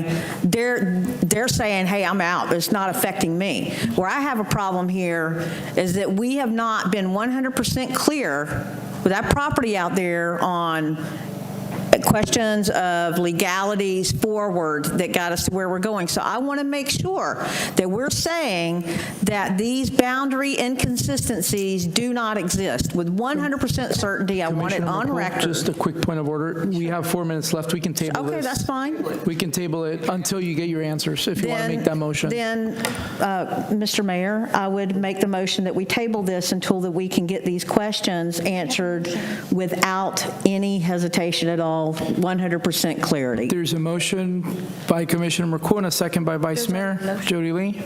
Is there any public comment on this, Sarah? No? Can we vote, please? Sorry? There was already a motion before. Yes, we're going to vote. She made a motion. I made a motion. Oh, you made a motion? I apologize. I completely forgot. She'd have to retract. To approve it, and then they wanted to table it. No, she'd have to retract. Okay, so I apologize, Commissioner. No, that's fine. There's a motion by Madam Commissioner. Commissioner Avila Vasquez. Our lawyer will touch you, that's all. The applicant is entitled to dais if I'm allowed, if you guys have time tonight. Yeah, I just want it cleared up, that's all. I mean, if I could just jump in here, if the applicant's willing to get something from the surveyor that addresses, because the question you're asking on the surveyor's statement, you would need something from the surveyor to explain what that comment meant. And that's fine. I mean, none of us would know. Madam Attorney and Madam Attorney for the applicant, that is fine and dandy, okay? My point and my only goal here is because we have left things in the gray area, okay, in that development that led to a lot of contentious back and forth with this. I just want this clarified so that the city has the comfort of knowing that the boundaries are correct, that it's not going to affect any future development that we have or that anything that you bring to us. If that's cleared up, I'm fine with that. So I would just like this tabled until this question is answered with 100% certainty. So Commissioner McCool, to clarify, on the survey provided by the applicant, it states that there is inconsistent boundaries. Frankly, so what is your concern about the inconsistent boundaries here? Well, here's the thing. Being 100% certain is good for me when I'm voting on something. I don't go on inconsistent or gray areas because we've done that before and we ended up having a not good outcome on something where the city was stuck with not gathering money that we should have gathered for revenue. So it's a matter of clarification. I would like 100% certainty. You have on a survey here a legal document that's used to make legal decisions that said it's uncertain. I just want to make sure that we're certain and that the surveyor is and that the applicant is 100% sure of these boundaries. We're talking about property here and I would like it 100% sure. Okay, I hear your concerns, but again, for the rest of the commission as well, this application is still consistent with your comp plan, and as discussed previously, this plat is antiquated. Planning and zoning voted unanimously to pass this ordinance because it's consistent with your comp plan. It's going to unify these parcels, unify these lands that have been constrained by this plat, making it more suitable for development as questioned by Commissioner Caldwell. And so providing that uniform development, the parcel zoned Deltona Village BPUD, so its entitlements are set and it's not going to go beyond that. And the parcel owners who have applied, they own the surrounding parcels. So the concern from the boundary survey, I don't know where it's founded as to the traffic. Madam, there is inconsistent language within this legal survey that I would like cleared up. That's all I'm asking. If there's no problem with that, I want it to be consistent, and I want it to be, I don't want us to go back again. When I say that I'm asking for 100%, is because we were not before on a parcel of development, and we ended up in a not-so-good situation. So I don't understand why we're having a problem here. I just want that cleared up by the surveyor. No problem. And I think we can definitely talk about this at the next hearing, but the applicant would like to proceed with a vote on this matter because these right-of-ways, they were never accepted by the city as required under Florida law. The city has never maintained these right-of-ways. They've been maintained by the property owner. They only exist on paper, and so they serve no legitimate public interest. And the only access is through a private road in which it receives an access easement from one of the property owners. And so for those reasons, to promote commercial development, expand the commercial tax base, the applicant would request that the commission vote yes to adopt this ordinance. And for the next hearing, I will be glad to provide clarification on the survey matters. Thank you. There's not a second. Commissioner Harriet? Is there a cost to the applicant if this motion is denied? Mr. Michael? Is there a cost to the applicant if the agenda item is denied tonight for them to bring it back?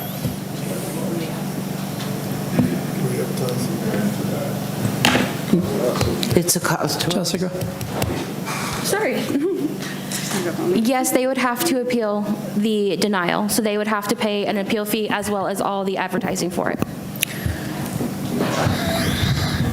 Mayor, I made a motion. Was there a second? There was Yes. no second. There was a second on her motion? Absolutely. Okay. Okay. I understand. I'm good. I'm good. Okay. Okay, so can you just reiterate who made the motion? And, well, I know who made the motion. Who seconded? Is Commissioner Harriet? Okay, so let's go for the vote.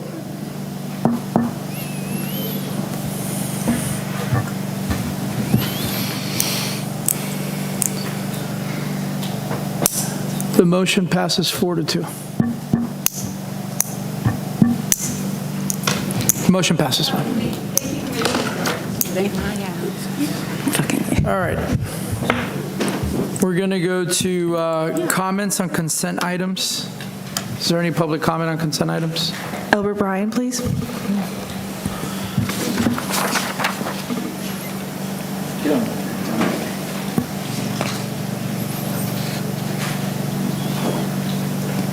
Before we go to comments on the whole consent items, can we identify if anybody's going to pull an item? I'm going to ask right after.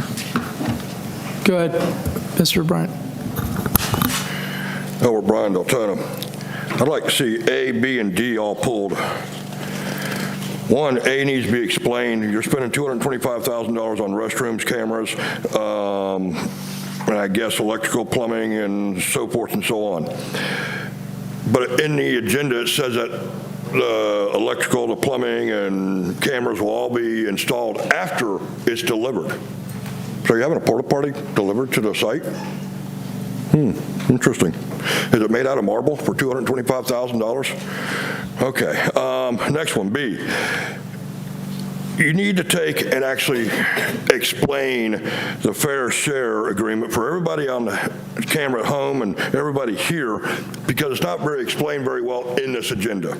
On D, you need to take and make sure you cross every I and dot every T and make sure that y'all do this one right. Because at the end of the day, if you don't, God help us. Mike Williams, please.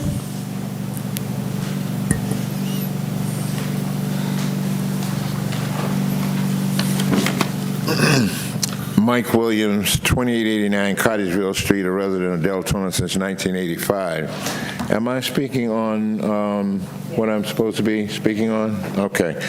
Well, I'm here to talk about that item D, 11D, about the city attorney, Marsha Siegel George, who's someone, in my opinion, who's done a wonderful job for the city of Deltona, evident tonight by Commissioner Vasquez and others requesting that they get legal advice on this tattoo parlor. I mean, that's what you pay the person for, doing the work that they do.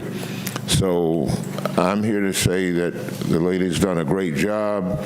I know there was an issue about a June invoice that wasn't paid because the PO showed no money in the fund to do it. I don't see why that money can't be put into the fund and she get paid for doing what she did for the work back in June. Going forward, if you want to pay 40 hours for that person, by all means do that. The other thing I wanted to say too was that we maintain the city attorney until the search is completed to find a new attorney at whatever time. I think her contract, I mean, there's no contract. I think her time is up in September, at the end of September.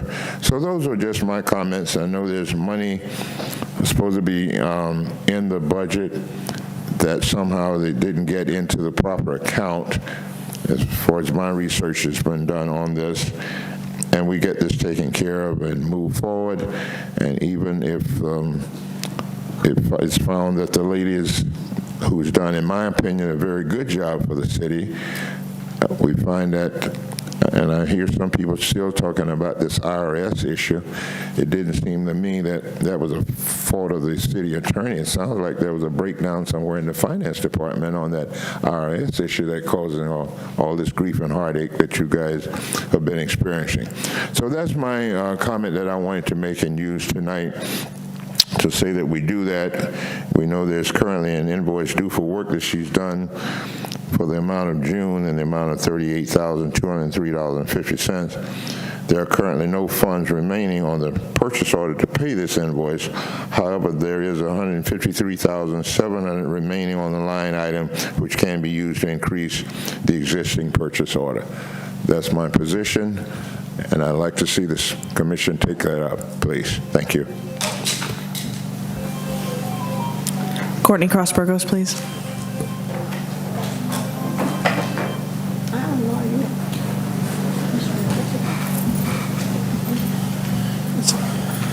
It's fun. Good evening. It's been a long meeting. I also wanted to talk about item D. I was wondering, because it recently came to my attention that she's worked for other cities, I think. Ms. Burgos, I don't mean to interrupt you. You can pause your time really quick. Ma'am, you're leaving one of your recorders at the podium. Sorry, Ms. Burgos, you can go ahead again. Came to my attention that she works for other people, other cities, and I was wondering if there's any way that we can do an audit of her hours, because if she works for more than just us, how is she working 70 hours for us plus other people? That's almost impossible, and I'd like to see us to do an audit of that. Maybe some of that money we've already paid her should go towards the money that should be paid to the end of September.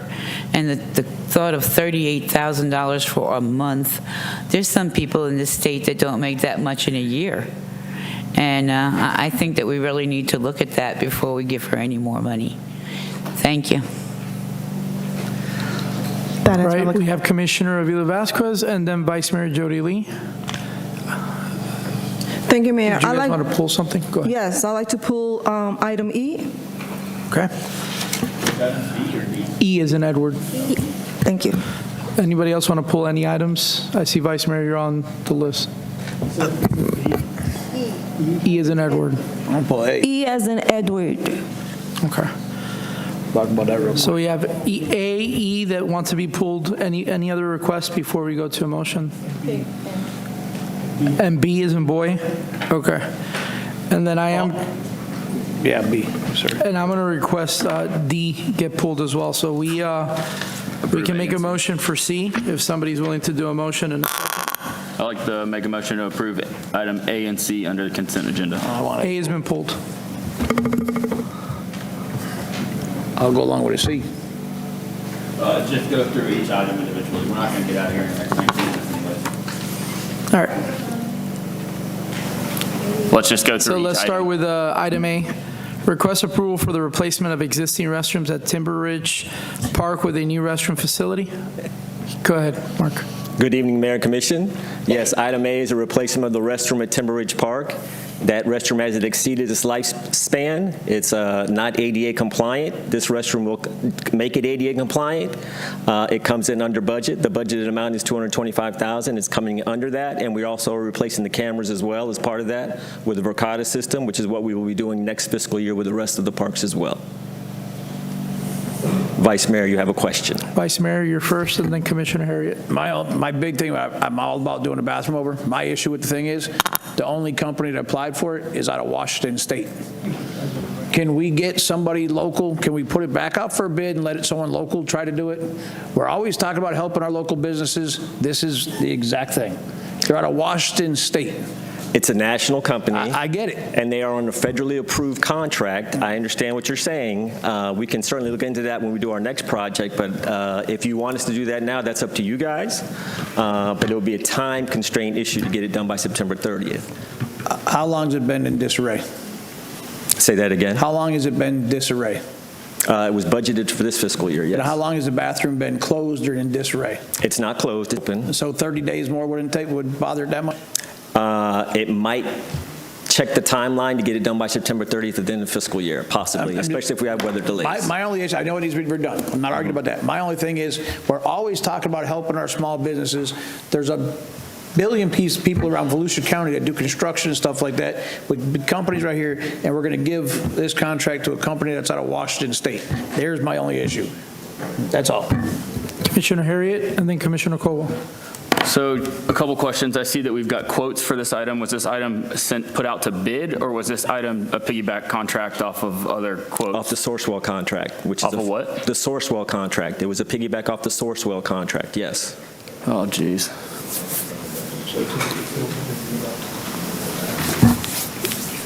Second question is, are the cameras that are going into this park, are they, I understand that they're the same system that we're going to put in, or you're trying to put in at the other parks after the budget? Does this camera system tie in directly to the sheriff's office so that they can view, monitor cameras, they can access cameras without having to go through staff? Yes, the new camera system does. The Verkada system does. Yes, sir. Okay. Thank you, Mayor. Commissioner Caldwell? My concern is the same as Okay. All right, so we can at least try to vote on Section A.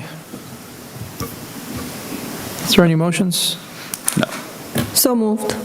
There's a motion by Commissioner Avila Vasquez. Is there a second? Second. Second by Commissioner McCool.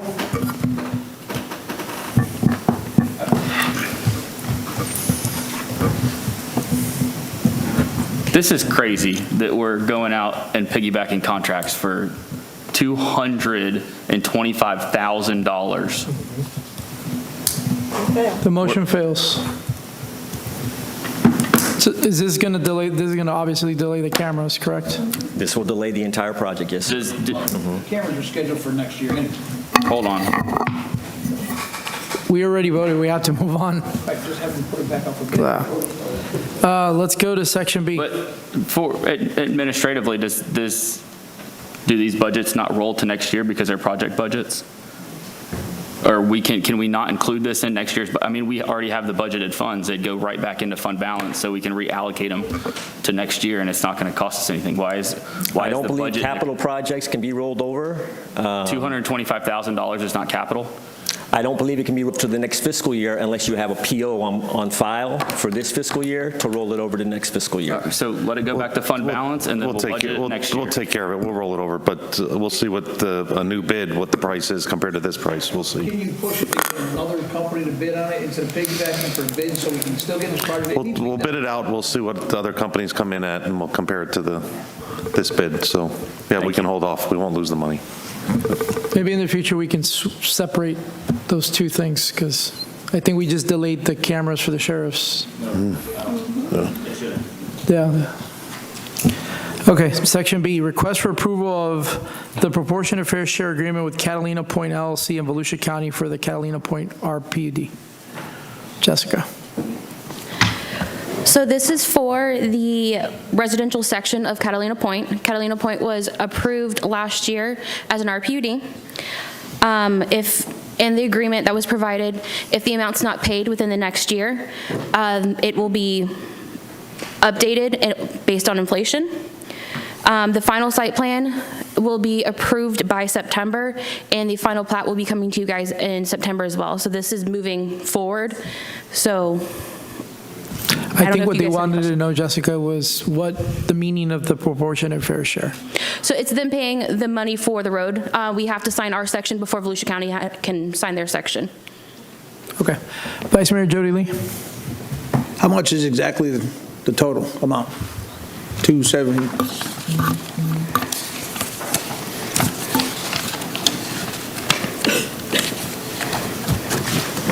You want to know the total amount for us?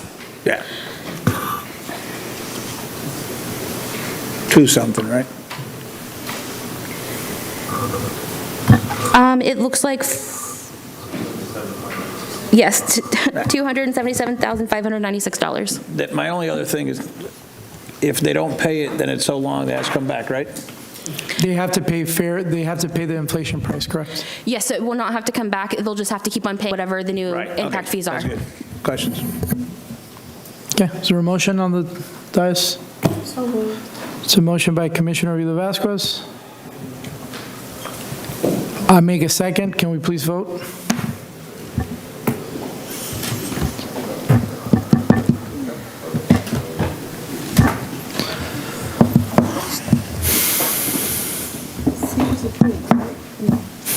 The motion fails. All right. First reading. People need to know about this. Section C, request for approval of resolution number 2024-26, budget amendment for chemical purchases from Odyssey Manufacturing Company of Tampa Bay, Florida, or Tampa, Florida, utilizing piggyback of the Marion County 78,500 contracts.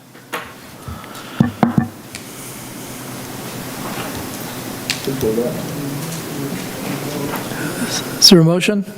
Oh, I thought they were gonna. Oh, go ahead, Glenn. If Green Bud's on. As we discussed in the budget that we just went through, the workshop that we had talked about the chemicals increasing. This particular chemical, chlorine, for the Fisher, it's for all of our plants, but this particular line item, we didn't know that the price was going up. We didn't know how much it was going to go up. So it went up during the time we were completing the budget last year. So this particular chemical went up 25%. So from going from, I believe it was $1.25 a gallon to like $1.65 a gallon now. So we're just asking so that we can continue on feeding chlorine to kill the bacteria from and stay in compliance with our DEP permit for the Fisher wastewater plant. Commissioner Harriet? I'd like to make a motion to approve this item. Second. So motion by Commissioner Harriet, second by Commissioner McCool.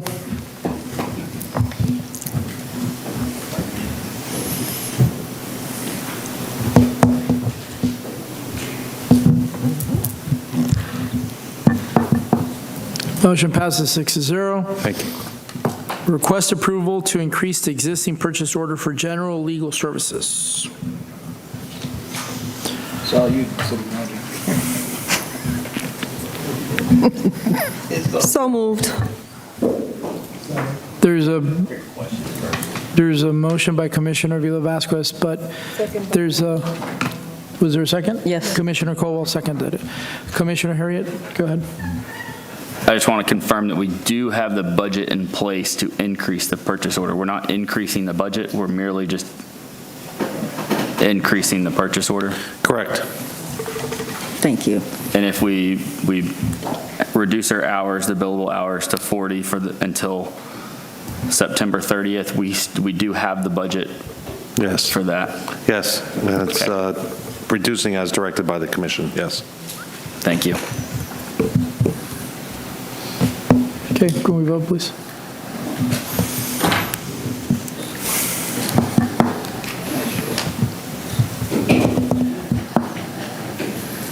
Motion passes 5-1. Request for removal of the mayor and city commission offices at City Hall. Commissioner McCool? Yes. What I think I was struggling for when making this request of the commission and the city manager was better controls over the perception of interference by the commission, and there's nothing that will do that other than no interference by the city commission, not removing the offices, not anything. And I'm just asking that the city manager provide input as to how we stop that, there is a narrative back and forth, sir, with the public. There's a narrative back and forth with city employees. This is just a blot in an otherwise productive moving forward of how we're moving forward, okay? So I would like to understand what policy and procedure are in place, or what your encouragement is, sir, on how we interact with city staff. I understand that we have policy and procedure. We ask for information, we request items, we have meetings, and I need to understand what we do to reduce the friction and the narrative that we have had so far regarding this, sir. That's a loaded question, Commissioner. I don't think we can discuss it publicly. I'd like to talk individually with you about it. But the question on the table is, and I heard this before I even moved out of the north to come back down, was the commissioners' offices need to be moved out. This is not a direction by me or the staff. It was commissioners themselves to each other. Brought up last meeting, so that's why it's on the agenda. Does it matter if the offices are there or not? I don't necessarily think so. If there's interference with staff, it doesn't matter if you have an office or not. So I don't think the two necessarily twine together. Well, sir, I would like to remove the actual interference and the perception that there's interference, because we are allotted latitude where we need to interact with staff. We have information that we need to get when there's development going on, if we need clarification, sir, on rules or whatever. But I really, at this juncture, don't know. Commissioner McCool, can I make a suggestion before we go to the next? Yeah. Why don't they just remove access to the badges for everywhere except to the commissioner chambers upstairs? Limited time. Yeah. Push the button in the system. Just a thought. That's why I'm asking commission. I mean, I don't know what the answer is. This was brought forth thinking that if you eliminate people with access, that it somehow we police ourselves because here's the thing, the matter of fact is that for the longest time we've had interim city managers, and without directors, right, for different areas, we've had to work more closely with staff on certain items. So now we're going back to where we're having these positions staffed, right, where we have a permanent city manager, and I'm just trying to figure out how we follow our own policy and procedure without intimidating staff, without, the appearance that they have to serve our every whim, because we don't all stay in our lanes. I've made the call, hey, what's going on with this, right? Without not trying to direct them in their jobs, but trying to get information. And I just don't understand, sir, how we changed that perception. Well, my job is tough enough to satisfy the 7 of you. Department heads can't come to work every day thinking that they also have to satisfy the 7 of you. So not going into staff's offices and kind of directing them is probably the number one thing not to do. I've always been fine with relationships. Mr. Doherty, there's a point of order. I'm sorry. We got 5 minutes left. Can we extend this meeting? Yes. I think this is an important enough topic that it warrants full conversation over. And if we're not going to extend it, then we need to hurry along with each individual conversations. Mr. City Manager, I'm done. I'm just trying to have the conversation out in the open, because we can't have it amongst ourselves as to, how we do this. So there it is. I think we know by law that the mayor and commissioners cannot direct staff to do anything, and they're not supposed to. Spending too much time at City Hall hanging out in the offices, it gets a little touchy for staff to understand who they work for and who they don't work for. But I've never had an issue with commissioners dealing with staff. When I was a department head, I was fine to deal with commissioners in general, not to circumvent the city's direction or work for that person specifically. But I think having the general relationship is fine, gets things done. But there's been a lot of dissension in this community over a number of years, and I think the nail on the head was, having a city manager at least that was here permanently. Interims can only do so much. So staff now is looking, I think, towards me and my position of where are we going, and if the commissioners continue to kind of just jump and get into the offices with the staff, it puts them in that pickle of, okay, I know for the last number of years it's been unstable, so whoever walks in is the one I work for today. Now I'm here. Do I work for city manager, or am I still working for the old commission? So that's why it's individual I can talk to overall. But again, it's not stay away from staff by any means. You should work with staff, and if they can help you and share some information, I don't have an issue with that either. But I think it's, we know it when we see it. Commissioner Avila Vasquez. Thank you, Mayor. So it's very simple. I mean, I don't understand why it's so difficult to understand where we need to be. If I have a question for a city staff or anyone, I copy the city manager and I meet with the city staff and the manager. Simple pimple. So here it is, the city charter, City of Deltona. Except for the purpose of inquiry and information, the commission and its members, including committees thereof, are expressly prohibited from interfering with the performance of the duties of any city employee who is under the direct or indirect supervision of the city manager or city attorney. Such action shall be malfeasance within the meaning of Florida statute. I don't know how difficult it is to understand what this is. We do not interfere with staff. We do not make decisions on staff salaries, staff promotions.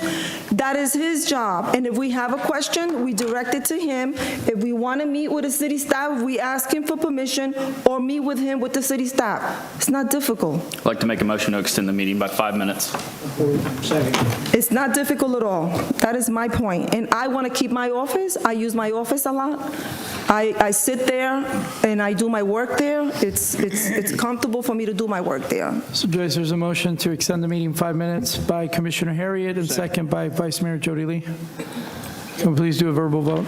Yes. Really quick, yes.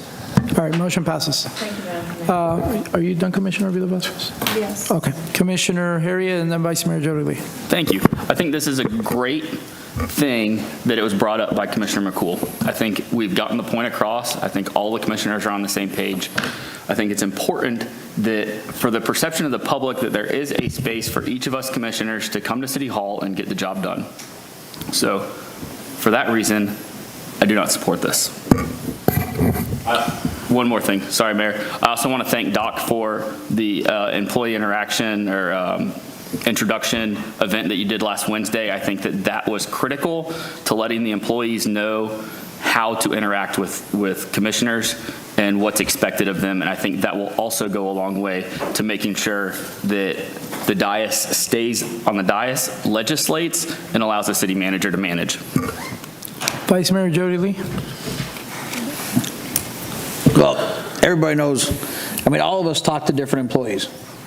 We can talk to employees all day long. You can't direct them to do nothing, and you're not supposed to stop them from doing their job. But we all talk to different employees. That's how we find out stuff. And I'm sorry, I find out a lot of garbage. There you go, that's the problem. No, it's not always a problem. I found out all kinds of stuff. And the reason why I find it out, because people tell me. Now, I'm not directing them, but I'll talk to people, and I'm going to continue to talk to people. Our city our charter says I can talk to staff. I cannot direct them. I can't tell them what to do, how to do the job. Everybody in city staff works for that man right there. We direct him on how to run our city, but he runs all the employees. But our charter says we can discuss things with the city staff anywhere across the board. Commissioner Harriet? The problem comes when staff comes and complains to commissioners before they go to their supervisors, before they go to their directors, before they go to the city manager, because he has to know about it before it can be fixed. And I'm glad now we have a permanent manager. That will most likely change, because we haven't had that structure. Now we have that structure, and I think it'll change. Excellent. Thanks. We done?